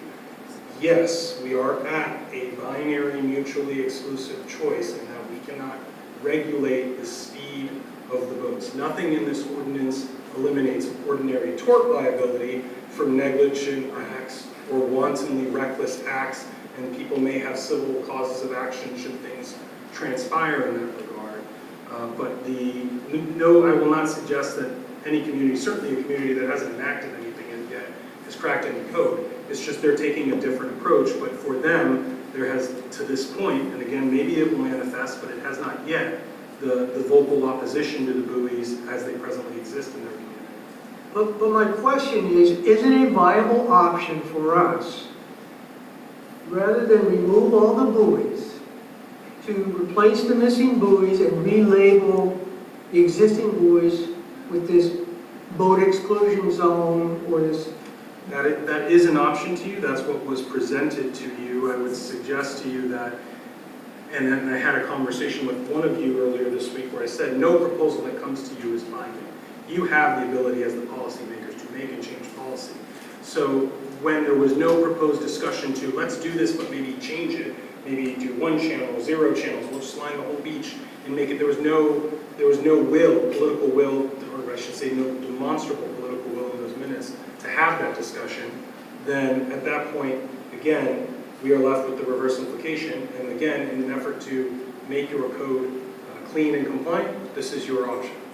If you wish to return to an option that has a lot of buoys or that operate for different purposes, we can have that discussion. Again, we were responding to what the apparent will of the body. Thank you. Legislator Tara. Are you saying we can make like the whole beach a swim zone, period? If it was your desire politically, you could do that as a matter of policy. You could make the entire beach a swim area, a swim area that is a vessel exclusion zone. No boats, no kayaks, no nothing. No paddle boards, no nothing? Paddle boards, no nothing. That is an option in the law. I'm not taking an opinion on it. I'm letting you know your options. Yes, that is an option.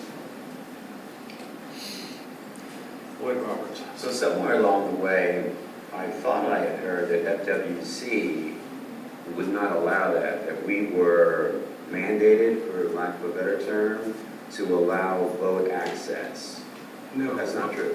No, what was said in the nuance is that you cannot allow boats and then dictate on what terms those boats will operate. So this no wake zone, well, we're okay if they're just done like in ABC manner, is what you can't have no wake, low wake zones. There's very specific administrative criteria for where those can be placed. This beach is not one of those places. And so your options are vessel exclusion, or a series of vessel exclusions, or vessels unregulated, as the mayor put earlier. You can either regulate them or you can leave them unregulated, which would allow for all uses. This proposed ordinance would remove the buoys that are presently there, strike the safety zone, which you can't have as it's written. We would have to change the nomenclature anyways. That's what had been proposed to you. It failed. Here we are. Frank Baker. Yes, first of all, about the woman who spoke about the 12th Street access, there is a buoy between around 16th to 17th Street. Hence, so a boat coming north or south, you see that buoy and they have to start veering out west rather than coming close to the shore. If you remove the buoys, and I've had discussions, and I can't see the back of the room here, but the sheriff may still be around. If you don't have any markers, I've been told by the sheriffs, we cannot enforce high-speed watercraft. They can come in as close as they want because there's nothing to warn them otherwise. Again, I believe 327.46, 1A clearly says a launching or landing facility available for the use by the general boating public on waterways more than 300 feet in width or 300 feet of any boat ramp is allowable for idle speed, no wake buoys. I went to dinner with the family a couple of weeks ago down to St. Pete's. By my surprise, these water taxis were pulling in to the shore, letting people in and out. I walk down to the beach, oh, idle speed, no wake buoys. I then contacted the FWC showing pictures of all this. I got a reply back, well, we allow that in some areas. I then said, well, went a little bit further and explained every part of 327.46 and 5 other statutes. Their reply was, we don't believe, our position is you're not in compliance. Now, IRB has had a permit with the EPA since 1996. 1999, FWC was created. This inept agency that's ordering us or bullying us, okay, should be taken to task, and maybe a joint city, since our attorney represents the other city. We should take this FWC to court for cease and desist order, because what they're asking us to do is to put people in harm's way. Should we remove the crosswalks with Golf Boulevard because some residents or some drivers do not like when I cross the street, or my resident or my fellow residents cross the street? I get some comments, I won't make them here, but they're there for safety. They're there so I can get across the street, Golf Boulevard, safely. Does the car have to stop? Sure it has to stop. You remove the buoys, you clearly say what the Sheriff's Department says, you allow high-speed watercraft in there. I am also reiterating what the city manager of IRB said if you remove the buoys. This is just bad behavior. This should go back to a work session, and we should tackle this problem for the safety of this community.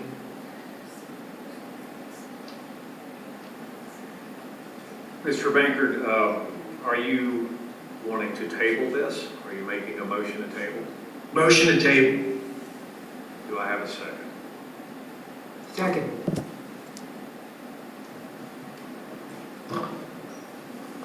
Okay. All in favor? Aye. Aye. Is that sufficient? I think a roll call vote would be Do a roll helpful. call vote. It's just difficult to see if you got there. Patty, please call the roll. Councilmember Bankert, Aye. Councilmember Notero, No. Councilmember Roberts, No. Councilmember Shirley, Aye. Councilmember Zabel, Aye. Vice Mayor Gunn, Aye. Mayor Gaddis. Aye. So it's 5-2, it's tabled. We will deal with this in the next work session. I'm not really sure what's going to happen with the FWC because we're on their radar heavily, but we'll deal with this later. All right, item 13, consideration of appointment for an alternate member of the Citizens Advisory Committee. We have two people who have stepped up. One is Dr. Brian G. Dillard, and the other is Belinda Livingstone. Before we get started, do I have a motion? So moved. Second. Okay, great. Motion is made by Jody Shirley. Who made the second? Rick Banker. Okay. I know that Dr. Dillard is not here. However, would anyone like to speak on his behalf? Yes, sir. Say something. I guess there were some concerns previously raised about his residency or voting rights in the city or something. I guess in the spirit of why we have this Citizens Advisory Committee, looking at his resume and his credentials, I think we would be very fortunate for anyone of his caliber and his training and experience to come forward and agree to assist the city of Bel Air Beach. So I kind of want to set that aside. I don't think that's a showstopper in the case of Dr. Dillard here. I think we are also, Mr. Hayes stopped me in the foyer earlier, and I guess he just resigned from the Citizens Advisory Committee. So things are in play here, and I'm wondering if we want to take that into consideration now or just move forward as it is. We haven't had time to discuss that. Well, right now we're in need of an alternate. But this just happened. Yes, sir. Is John Hayes still here? Ron Zaganek, can you validate what I just said? I'm sorry. What, all right. Thank you, Mayor. So the Citizen Advisory Council, we have one alternate currently. So with Mr. Hayes' resignation, that person would rise typically onto the committee. And then we've got these two new candidates as alternates. Okay, so you say we do have one, okay. Correct. All right, so we would have two alternates. Correct. Okay. Well, that being said, we could just go ahead and vote on both tonight if that works for the council. Randy, do you have a problem with that? No problem. Generally, I prefer you take person by person in the event somebody has an objection, it doesn't create that issue, but ultimately, that's the call of the desire of this body. Mr. Mayor, the way that our ballot is, there's a yes and a no. So we will, but we're not finished yet. Thank you very much. And thank you for those comments. Would anyone else like to say anything about Dr. Dillon? Mayor? Yes. I noticed on his application, he's been a resident of Bel-Air Beach since May of 2022. He's lived here for 3 months, which to me is a little too soon to be on the Citizens Advisory Committee. Yes, please.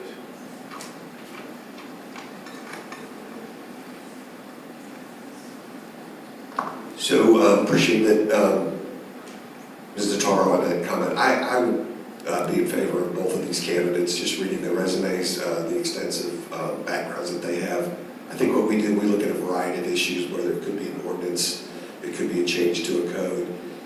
We also are the audit committee, and so having the depth and breadth of these two candidates, I think would be fine. And I don't necessarily think, I like getting hooked into the city early, so that's just my 2 cents. I'm sorry, I thought you were going to give us an update on his residence status. Oh, no, I'm sorry. I just wanted to do that. Okay. All right, thank you. Any other comments on Dr. Dillon? No, sir, but would there be a question about the way the ballot is written? It says vote for up to one? Would we have to change it? We will correct that whenever the time comes. Next is Belinda Livingstone. Is Ms. Livingstone here? And would she like to speak?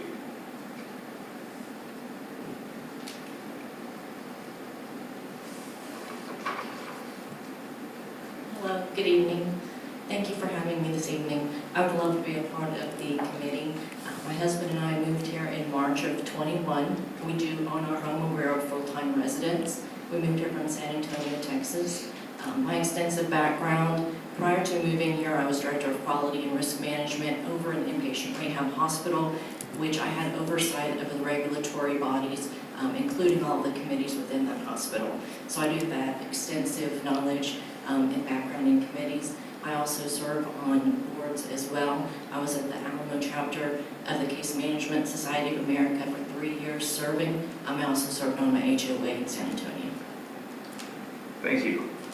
Does any council members have a question for Ms. Livingstone? Yes. Great qualifications. Thank you. I like the metrics, I like all of that stuff. Talk to me for a second about risk management. Sure. Because I know as managers, you're always trying to mitigate and reduce risk, but is it realistic to believe you can eliminate all risk? You cannot eliminate all risk, no. So at some point, it's a manager's responsibility to manage risk. You try to mitigate it as much as you can, but at some point, the manager has to make a decision to accept some risk, and he has to make that decision on what's acceptable and what's unacceptable. That is correct. Actually, I appreciate that. You're very welcome. Other questions? No questions, just thank you for stepping up. I appreciate it. And I Thank see you. you'll serve on any other board, so Correct. yeah, I like that. Yes. Thank you. Okay, thank you very much, Ms. Livingstone. I appreciate it. City Attorney Moore, I'm still having a little problem with this. I thought that we voted, you had to officially vote an alternate in to the regular position. That's not my understanding of how that traditionally works. I wasn't aware that that was a sensitive concern for this particular position, but ordinarily, when you have an alternate, they serve on the committee. In the absence of a member, they have full vested voting rights in the meeting. And in most boards, when a fully vested board member leaves, an alternate becomes a fully vested member, unless it's an elected body. But elected bodies you don't typically have an alternate commissioner for, when one of you is out. So on subordinate boards like that, it is very customary for an alternate to move up, and then you continue to have alternates. It creates the part of the ethos behind that is creating a pipeline of leadership and membership, so you don't go from 5 to 0 to 5 to 0 again and again. So that's the philosophical thought behind that. But I'll look to your code as you continue to speak on it, but I'm not aware of anything that mandates that. Patty, have we been in a position like this before where we had one that was an alternate and we now had a full permanent position that was also available? In other words, we already have an alternate and they put their name in the hat to go permanent, and then we had to replace the alternate. Do you remember any of this? Because it seems like we've done this way before. One second, Mr. Thomas. Not all in one night, like they said. Mr. Hayes just gave me his resignation, so we haven't had it all in one night, and we have done it both ways through different administrations. So the way that your code reads is it says vacancies caused in the membership of the Citizens Advisory Committee for any reason shall be filled by appointment of the City Council. I would submit to you that could be interpreted in either fashion. You have appointed alternates to the Citizens Advisory Committee who would then elevate, or you could read it in a more narrow interpretation to say you have to be specifically appointed regardless of whether or not you're an alternate. My reading in the spirit of preserving the functionality of the board would be the former, not the latter, but the latter is if you have been advised in that fashion, that is a justifiable and reasonable interpretation. Thank you. Yeah, just real quick, I don't think it's a big deal, but we did actually just do that with the Parks and Rec. I don't know if that's in a different grouping, where we had somebody from the Parks and Rec turn in their resignation. We had an alternate. We also had another person who wanted to be involved with that committee. So at that same night, we voted on both of those people. One was the alternate, one was a new person. We ended up voting for the alternate to move onto the committee, but it didn't have to happen that way. And if this body wishes to proceed that way, okay. Vice Mayor. Yeah, just some corporate memory on this. Mr. Hayes is a perfect example. He was the alternate, moved into the position, and I think along the interpretation of the charter, the tradition has been for the council to just do a vote. I mean, we kind of all understand we're getting to the same place, but it leads some legitimacy to the process because they serve at the pleasure of the council, and it just kind of legitimizes the process. That's kind of what I was thinking. That same line. Well, to begin with, we're going to have two alternates that we're going to have to vote in. Let's go to the citizens. Let's hear if anyone would like to speak about the two candidates that we currently have, and then we'll come back to the council to wrap this up. Anyone? No? Okay, back to the council. The only comment that I have is this twice now that Dr. Dillard has attempted to be here and was not able to be? He wasn't at the last one. That's my understanding. the last time he was sick, he and his wife were sick, and then this time he was called suddenly to Washington, D.C. So, yes, it is twice. Okay. I have no more comments. Anyone? Frank Baker? That's it. I didn't think I had my hand up. Okay. All right. Well, let's just go ahead and vote on these two candidates. So it said, the ballot that you have in front of you says vote for up to one. Well, now it says vote for up to two. I'd like for everyone just to scratch out one. Mayor, procedurally, just so I'm clear, you had a member who was an alternate, you have a vacancy, are you folks voting to elevate them, or were you comfortable with them automatically being elevated such that you're voting for two? I just want to make sure I understand. I'm comfortable with elevating them. Are you good with that, Ron? Everybody else? Well, let's take a quick vote on that, all right? Do we have to do it by voice, or are we okay with it all? Either way is fine, it's All a right. recorded vote. All in favor? Aye. All right. The alternate is now appointed, the alternate who was sitting as an alternate has now been elevated to the Citizens Advisory Committee. You now have two alternate vacancies and two candidates before you. Thank you for clearing the air on that. All right, so if you would cross out the 1 and write in 2, and you are not obligated to vote for both. You can say no on both, or pick one, or whatever, any combination you would like.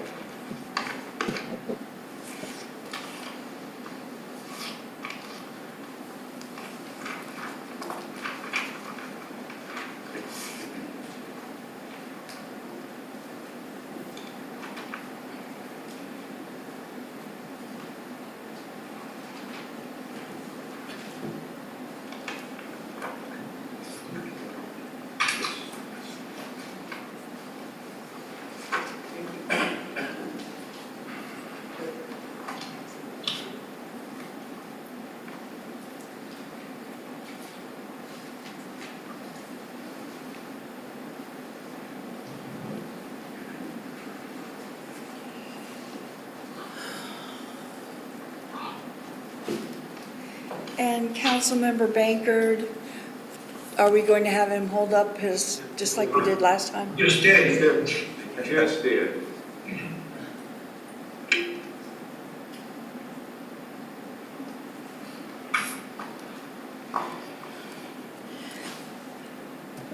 So Councilmember Bankard voted for Ms. Livingstone, and that was your only vote, correct? That is correct. Thank you. Councilmember Roberts voted for both. Councilmember Notaro voted for Ms. Livingstone and no for Dr. Dillard.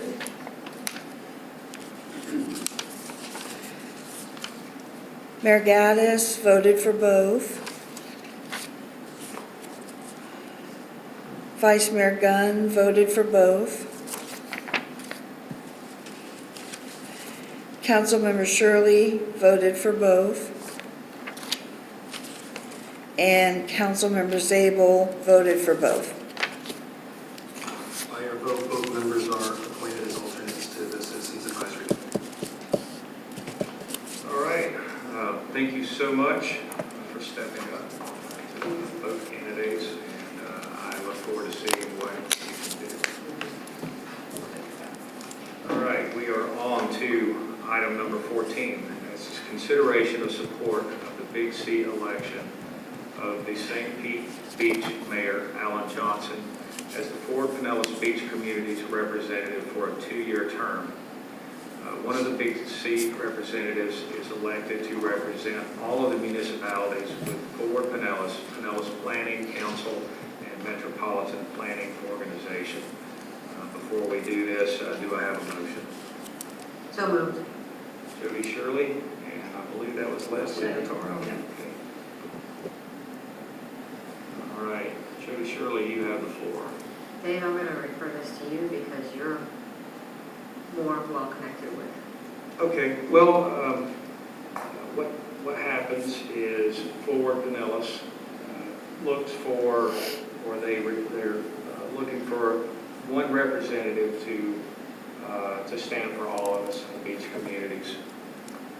Currently, Alan Johnson is the president of the Big C. He is also has the largest community in the Big C, with the exception of Clearwater. The council spoke and or had a discussion about it. Really, no one wanted that job, but Alan stepped up, and prior to that, it was Cookie Kennedy, and she did it for, I believe, 10 years. So Alan really wanted it, and all of the Big C members decided, yes, let's please represent us. While we were discussing that, I told him that one of the topics that I would like for him to discuss and to keep pushing is for an eventual new bridge at Santee, something to alleviate our traffic. And he said, yes, I know you've spoken about it many times, and I heard about it from your prior mayor, and we would like to see something done, and I will do what I can to help you.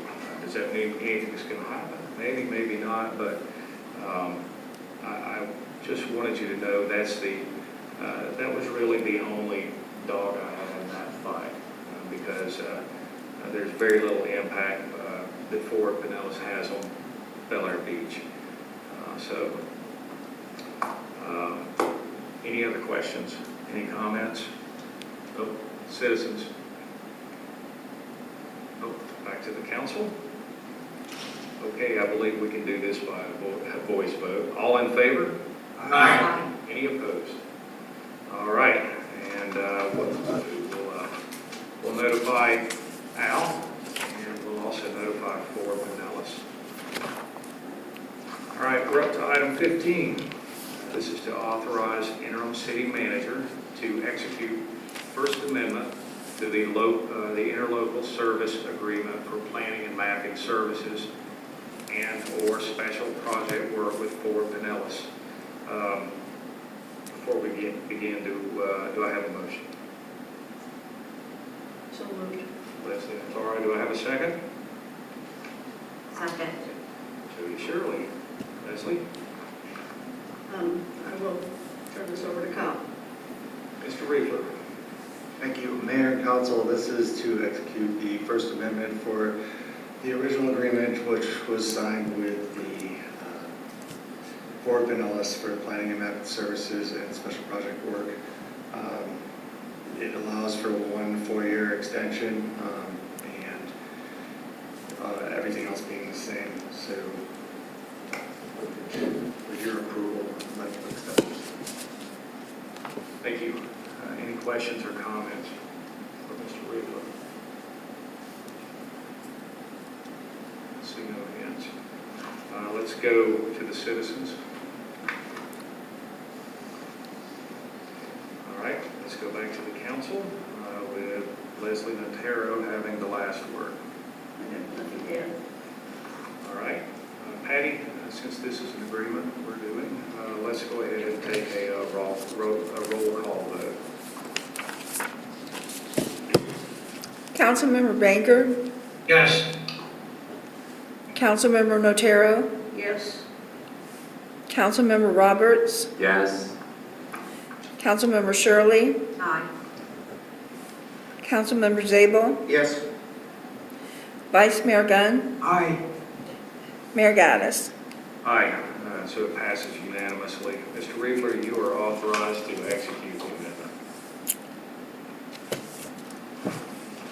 Item 16. This is to authorize the interim city manager to execute an extension to the memorandum of understanding for accounting services. Before we get started, do I have a motion?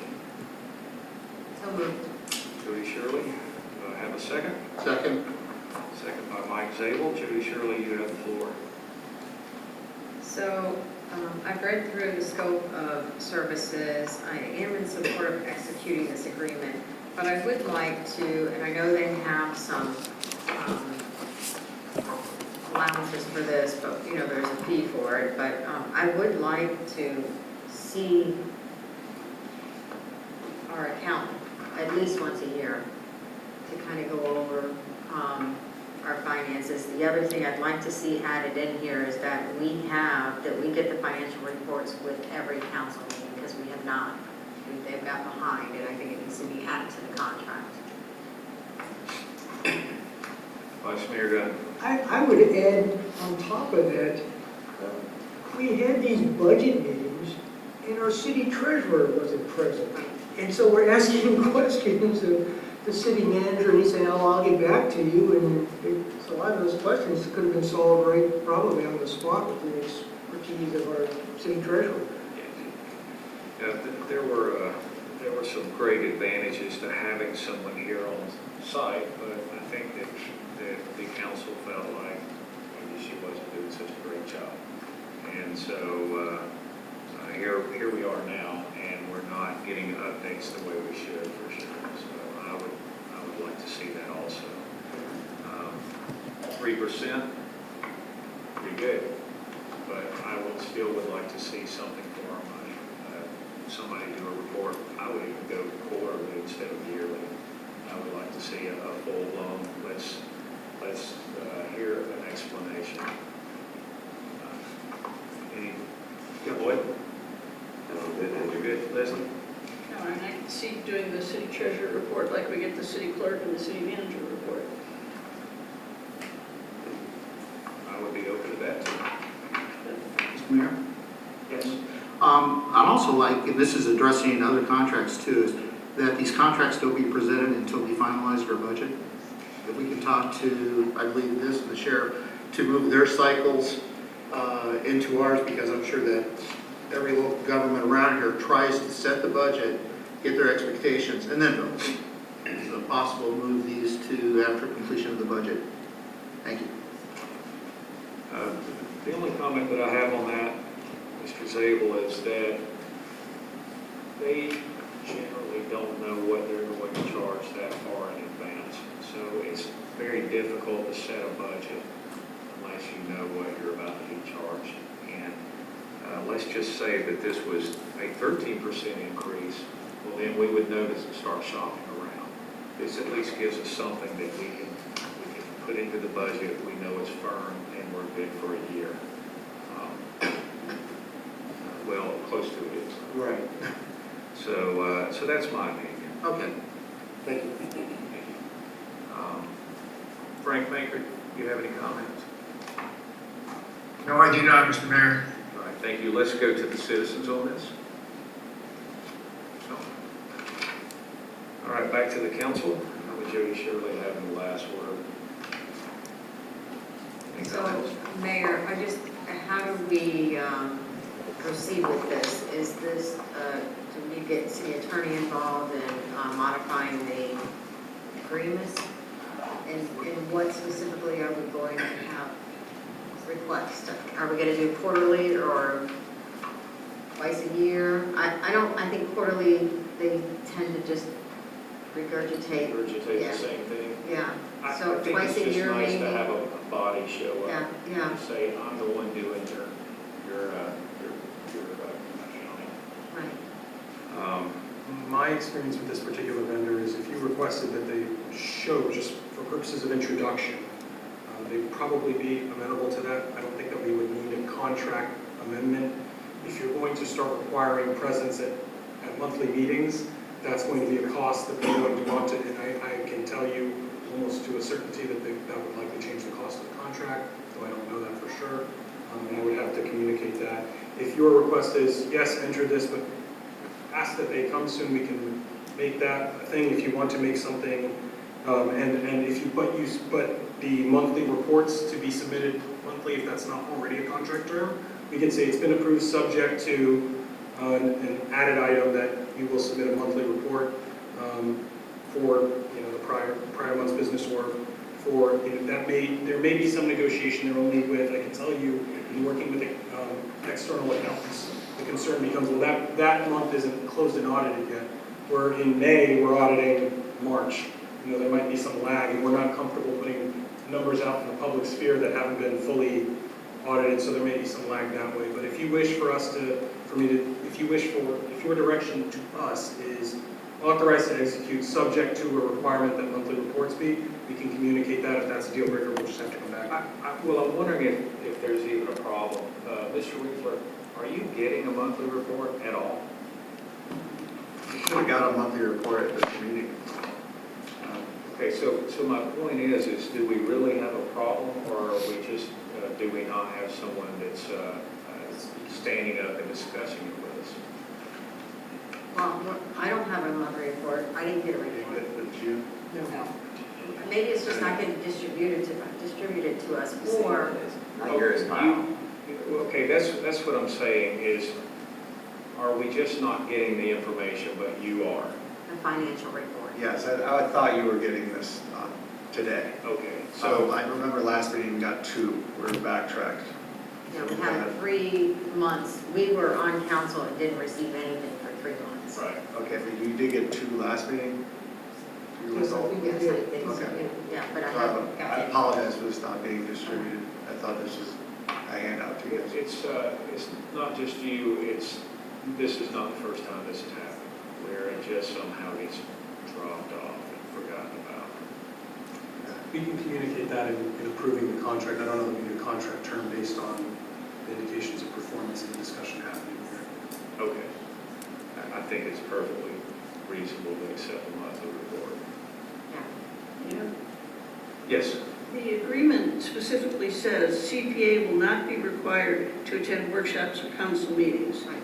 These services may be negotiated for an additional fee. So maybe we And can that was take what I that was piece out. communicating, is if you're going to make an expectation that they come here and speak to you, that's at an additional, that would likely be at an additional charge. My recommendation would be for the council to approve this, and then we contact them and find out what it costs to have in-person visits where we can ask questions and do things like that and see if that's where we want to go forward. I think that's a reasonable request that we can make. Perfect. All right, everybody in agreement? Yes. Okay. Well, because this is dealing with money, Patty, would you please call the roll? Councilmember Zabel? Yes? Yes? Yes. Thank you. Councilmember Shirley? Aye. Councilmember Roberts? Yes. Councilmember Notero? Yes, Councilmember Bankard? Yes. Vice Mayor Gunn? Aye. Mayor Gaddis? Yes, so it's unanimous, and Mr. Riegler, you are authorized to execute the extension. Thank you. All right, now we move on to unfinished business. Does anyone have anything that they would like to bring?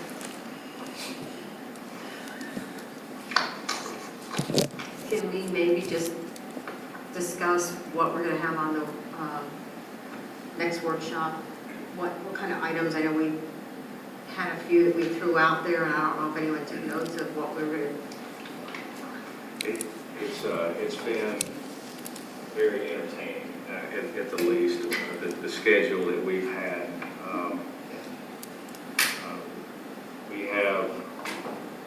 We're going to have, if Randy is able to work anything out with this guy, we're going to have to bring him in and definitely have a work session immediately. We're obviously going to be talking about buoys again. Sorry this hasn't gone away, but we're on the fence about what to do, so that's another thing we need to bring up. Suggestions?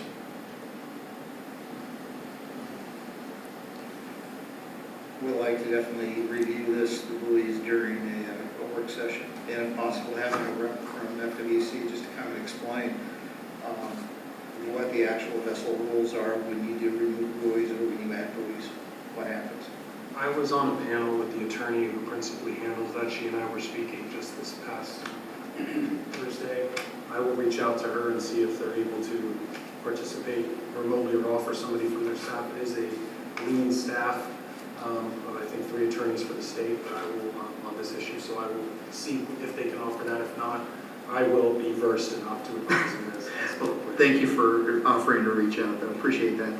And remind them that we are Zoom capable, so they don't have to see us. Thanks again, Kyle. Dave, could you put the buoys on the next Big C meeting agenda? See what everybody's doing? Yes. Let's see. Yep, we're. Know when the next meeting is. Well, it's 3 weeks out.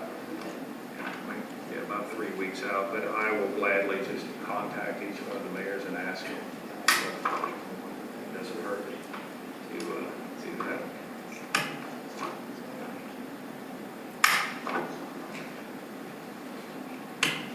Any other unfinished business? Do we have another budget review meeting set up? We do, right? We do have one coming up. I don't have the date in front of me. It's Patty reaching for her calendar. Do we have anything more this week?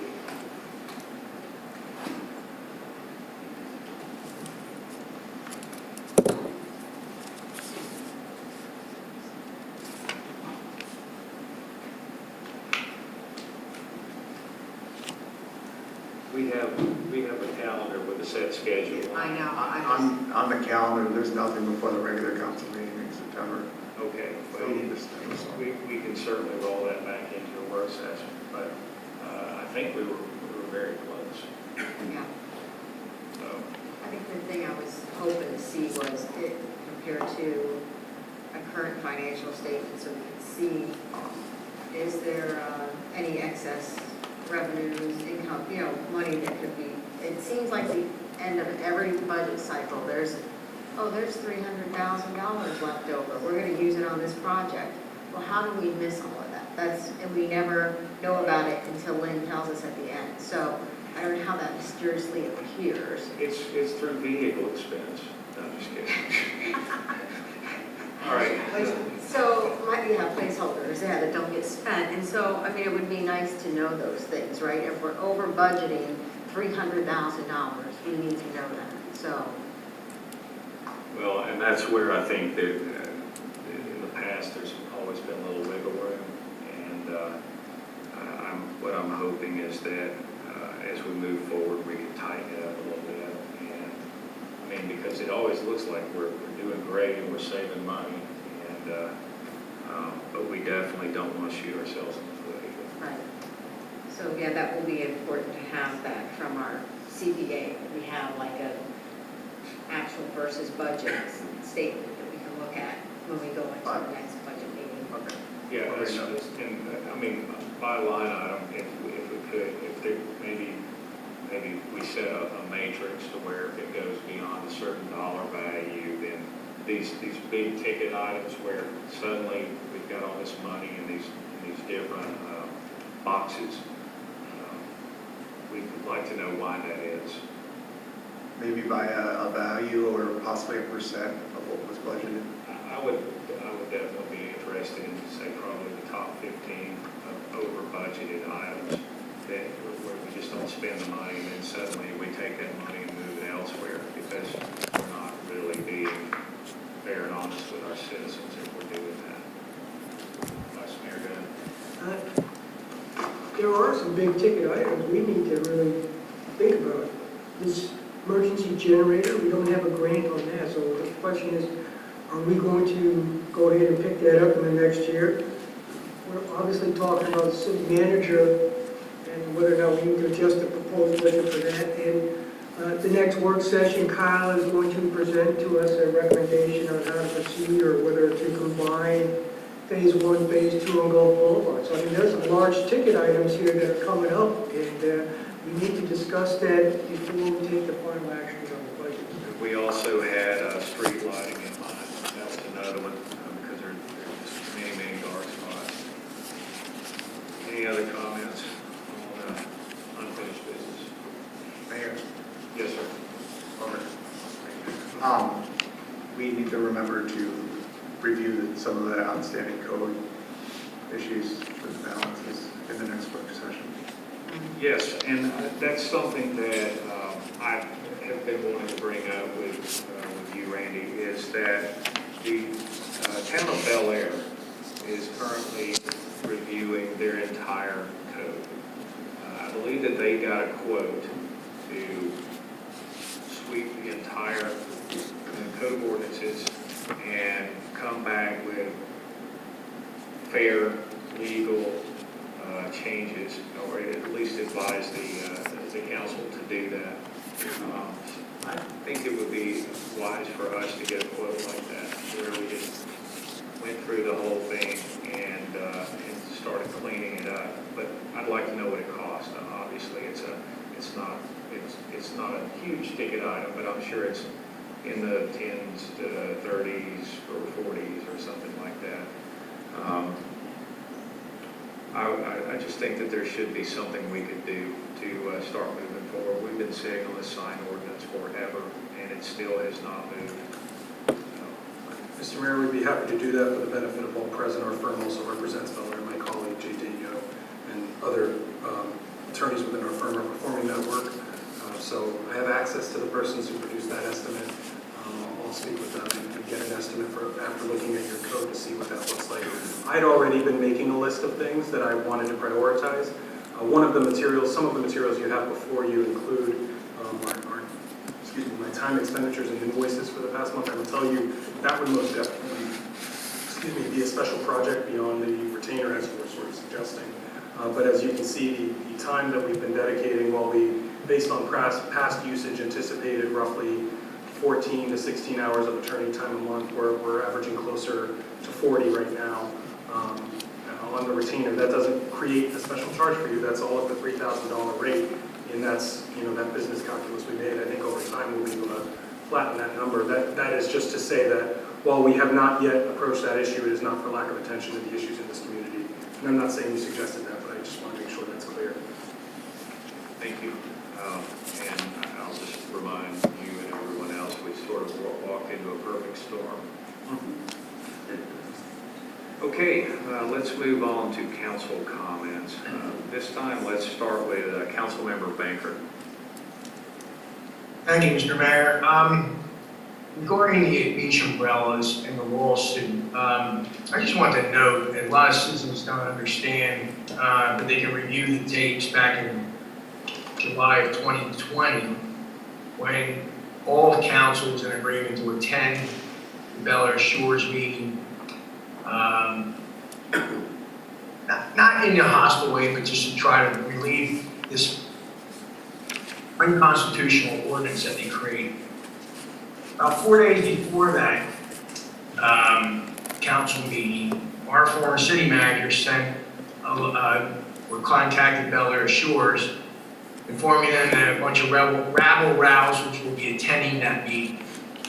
Hence, only a few of council did show up at that meeting or attended that meeting. But I want to emphasize that I ran in hopes that we can sit down and work things out. That has not been the case with Bel Air Shores on this issue. The lawsuit was filed, I believe, by a citizen in the end of September 29th or whatever like that. A few months after that rabble-rouser email went out, clearly showing that Bel Air Shores had no intention of doing it. And if that lawsuit wasn't filed, in my opinion, Bel Air Shores would do nothing to remove that ordinance. And the longer it went, it would have been harder to fight this unconstitutional act. And good night to everyone. Thank you. Up next is Leslie Natera. No comments. No comment. All right, Lloyd Roberts. Yeah, just a quick story, and I will try to make this quick. I shared, a couple months ago, one of my first stories with regards to a really great experience I had with a citizen couple here in Bel Air Beach. I had another one when I was going through my campaign process, and I really, really hope the couple that are actually in the audience tonight don't mind me sharing this story, because I think it's important. I turned down 12th Street. And I can tell you, one of the things that bothered me the most when I was campaigning is when people would ask me, which team are you on? When I would knock on the door. And I just didn't like that question. I think it was sad that that was the state that our city was in. So there was a house on 12th Street, and it had 3 signs in the yard, and none of them were mine.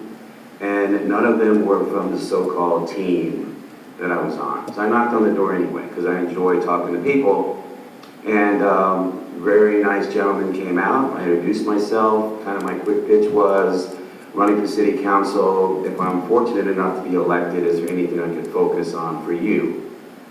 That gentleman was Pete, and we stood there, I know, for at least an hour. And I did get an opportunity to listen to his story from Cuba, which was fascinating to me. And when I would come home at night, my wife would ask me, well, how did it go? And I said, wow, I just met like one of the coolest men I've ever talked to in my life. And explained how wonderful it was. And I had some to do when I was going to go back the next day and give Pete some more information. And through that conversation, he said, do you know who my wife is? I said, no, actually I don't. And he said, well, you may have seen her online. She goes by Yoli. I said, oh, yeah, I have seen her name before. We still continue to have a great conversation, and I've spent time talking to Yoli. We've had great conversations. We plan on going out and having breakfast one day to learn more about each other. But the whole purpose I'm telling this story is I know a lot of us campaigned about working through issues and creating a better friendship area. I mean, we have a small city, like 1,600 people.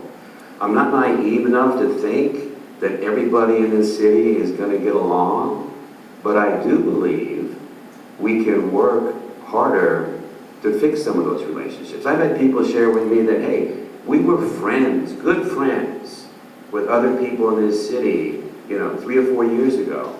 Now we don't talk. That's got to be fixed somehow. Somebody's got to make the first step and sit down and talk and try to get it resolved and find out what the issues are. If you were friends at one point in time, I can't understand. I mean, I'm sure things have been said. I've only been here 3 years. There may have been some things said and done that people consider very harsh. I don't know all of the things that have transpired.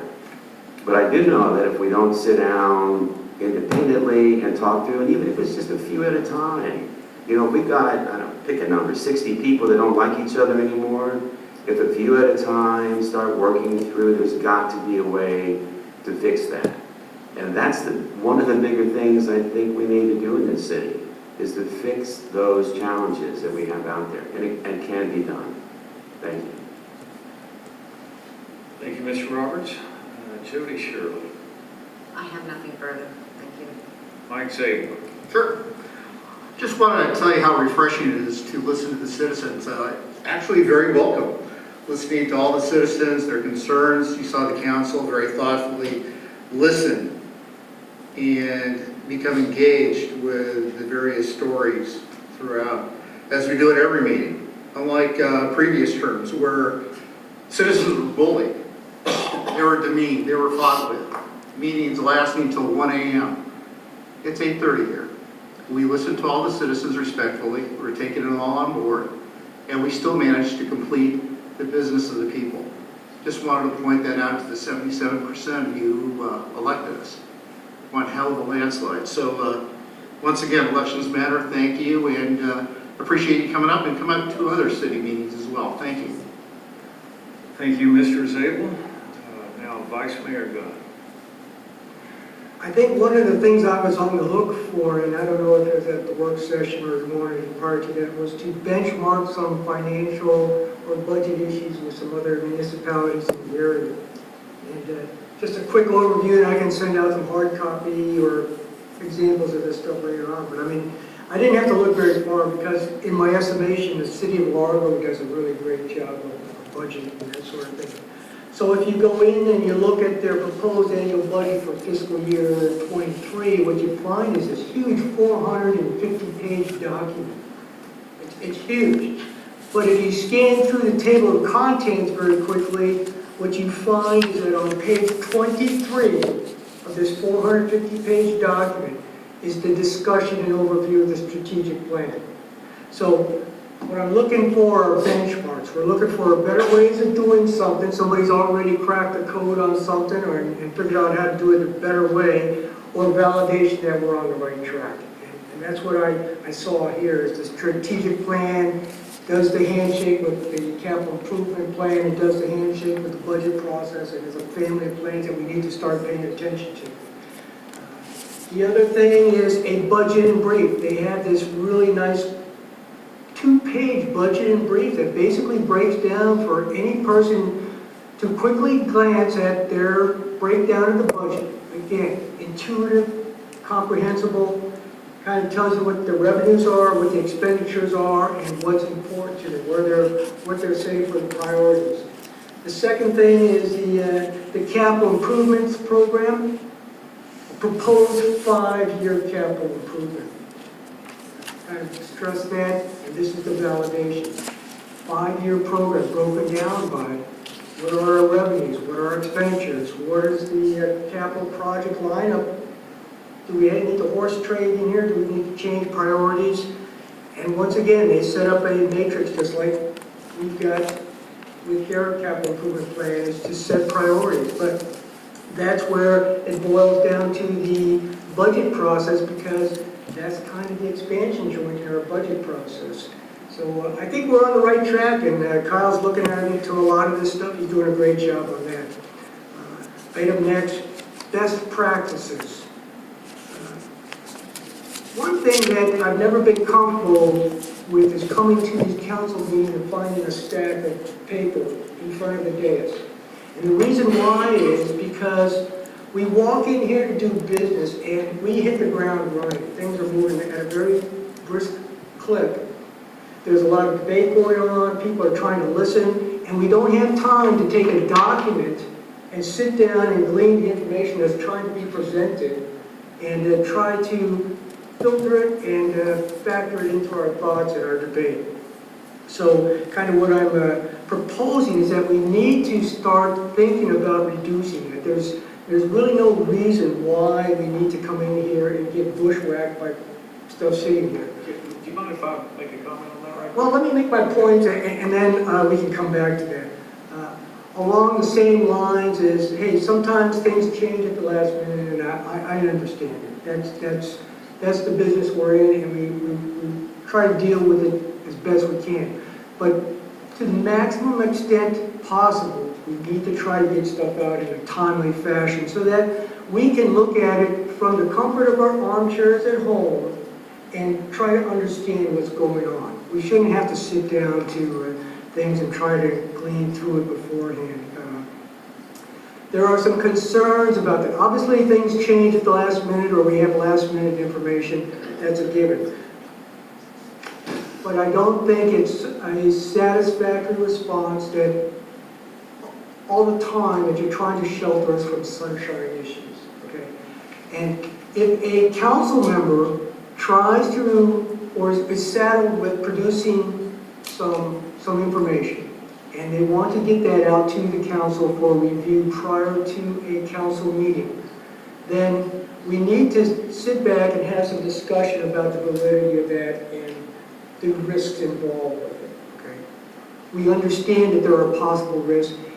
Some of that stuff can be mitigated, and I'm sorry I put you on the spot, Ms. Livingston, because this is kind of stuff that factors into this stuff. We get advice and recommendations on perhaps what should or should not go into the package or how council members should communicate, but it's understanding the risk. If it's a low risk and we've mitigated it to the maximum extent possible, we've educated all of the council members that you don't hit the reply all button, that you don't respond to it, and you read the disclaimers at the bottom of the city clerk's email that say don't hit the reply button on this stuff or respond to it and take that at heart. That's how we do business. And other than that, if there is that possibility, then the question is it high risk? Are we going to end up in a lawsuit over this? Or is this really, really low risk, and the possibilities of it happening are so remote that we're willing to take on those consequences? So that's enough said on this paperwork. One thing would be the attorney billing cycle, which is this document here. This is one of those things that we had tried to change the protocol of this so that the city attorney billing cycle was such that it came in before the council meeting, so that we had time to sit down and review these things, because there's a lot of information in here that give us background on issues that are being taking place between the city manager and the city attorney, what progress is being made in certain areas, who's being contacted, and that sort of thing. So it's not a concern about the billing so much as it gives us insight as to the machinery of what's going on within the city and how business is being taken care of. With respect to the billing on this, I think we need some sort of big picture view of this thing, because when we selected the city attorney, one of the concerns we had was the billing protocol. Which was the better? Should we go with a retainer fee, or should we break it down to a by the billable hour? So that's something maybe we can review at another time. That's all. Okay, speaking about the, I guess, the distribution of information, I understand that there are times where it would be nice to receive this information in advance. A good example is the city attorney's bill. However, there are other times where I don't think it's appropriate. You yourself have tried to give us information at the last minute that could be interpreted as trying to sway opinion and change the council's mind or educate the council on something that they don't know about. Unfortunately, you've been passing it off to Patty, and it's up to Patty now to make a judgment call on whether it's safe to send this out or not. In my opinion, I think if you're going to do that and insist on doing that, then you should just send it directly and carbon copy Patty. That way, you did it. She didn't do it. You did it. In case there is someone calls the council out for violating a sunshine law. Nobody can stop one another from emailing each other, but I certainly don't want it to fall on the city staff to make that judgment call of whether it's a sunshine violation or not, and they're having to call the city attorney every time one of your emails comes in. I certainly appreciate that position. For instance, is today, and this is what kind of gave rise to this issue, was because I sent out some information on because of a data call. Hey, give us some recommendations. So late last night I sent it out and it's on the wire. This morning it hasn't hit the wire, so gee, maybe there's a problem in the server. I've experienced server problems where it's not distributed. So I send an email and say, hey, you know what's going on? I'll send another copy. And the response is basically, I'm waiting on the answer to a question. It's going to go out hard copy and it's on the desk. And if the answer had just been arranged by the city attorney for concurrence or whatever, and the recommendation was, let's proceed with it in this way, that would have been the end of the conversation, and we could have just discussed it at a work session or something like that. But I think there is value in anybody, if they want to send out objective information that's low risk of interpretation for a sunshine violation, then by all means, Patty is our public records custodian. And she is supposedly our expert on sunshine infringement with the backup of the city attorney. So I don't think it's a invalid request to say, I want to communicate to the city clerk, because if I've got it wrong and I've misinterpreted what I'm trying to accomplish here, or I've missed something, I would like Patty to say, Glenn, I don't think that's a good idea, and I suggest we run it by the city attorney, and if the city attorney comes back and says, yeah, let's not, the risk is too high here, let's not do it, then that's fine. But if I don't have that covered, then at some point it's like communication is cut off.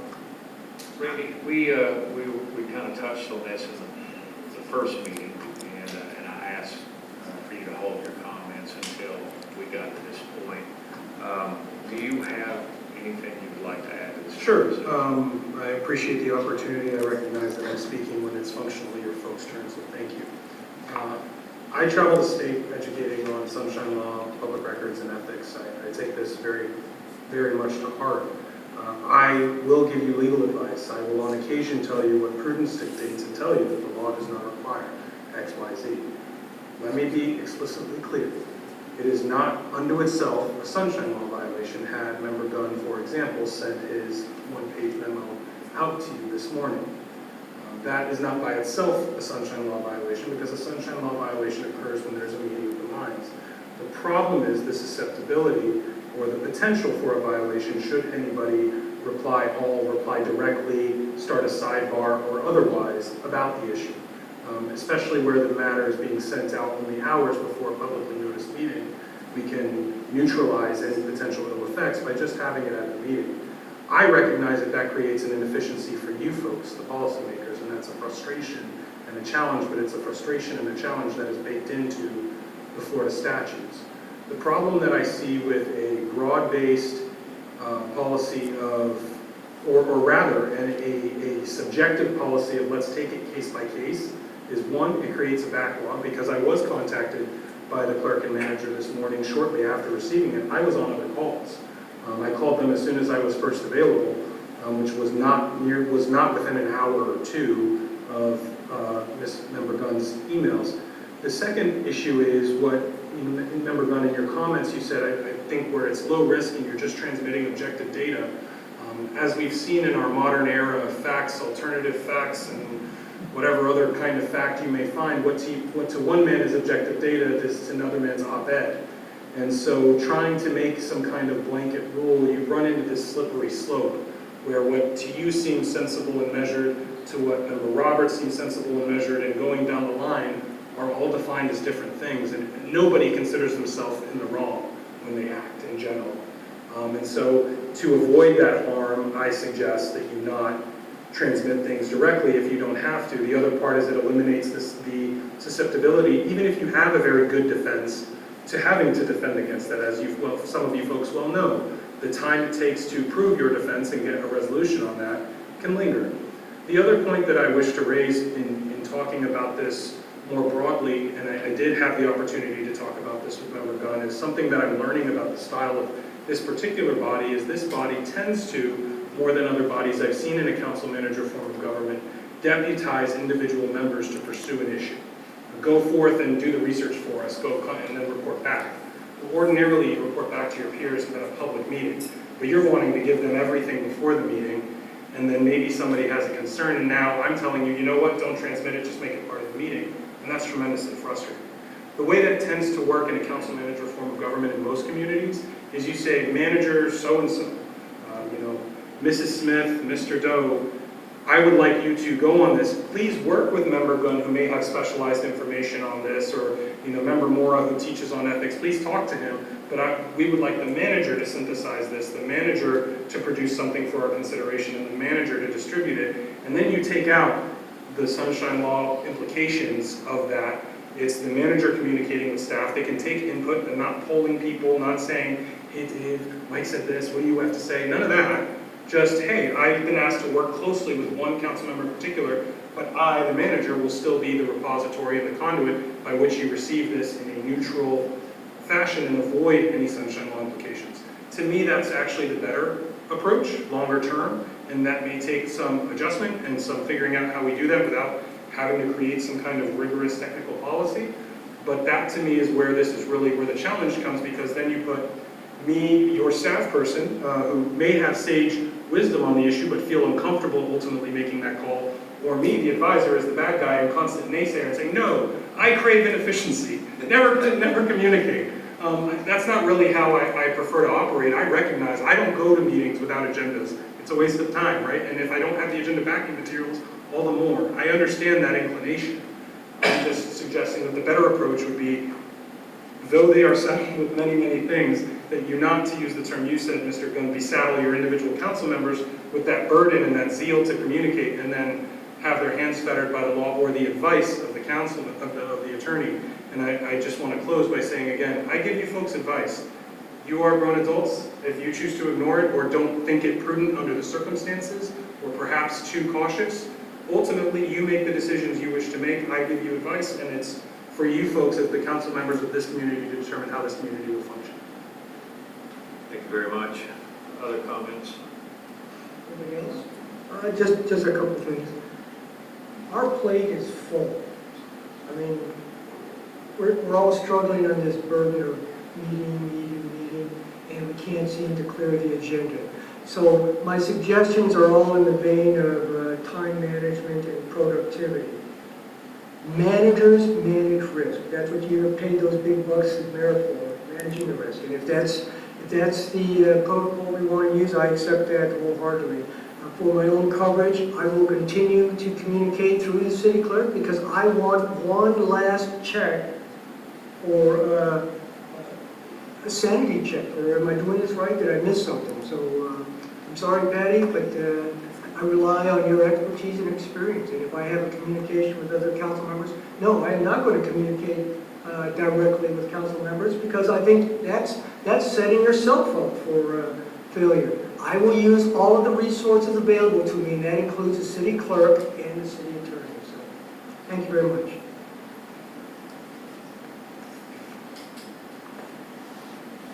I won't say anything else about this topic. We're sort of at a slight impasse just because things that I've already discussed, but it's all good conversation. Yes. Thank you, Patty, for all your hard work. Thank you. Many thanks to everyone who attended tonight. I also like to thank those who watched at home. Very important that you stay informed and, when possible, get the information firsthand. With that being said, do I have a motion to adjourn? Motion to adjourn. Frank, thank you. Do I have a second? Second. Mike Zabel. All in favor? Aye. Any opposed? Good night, everyone.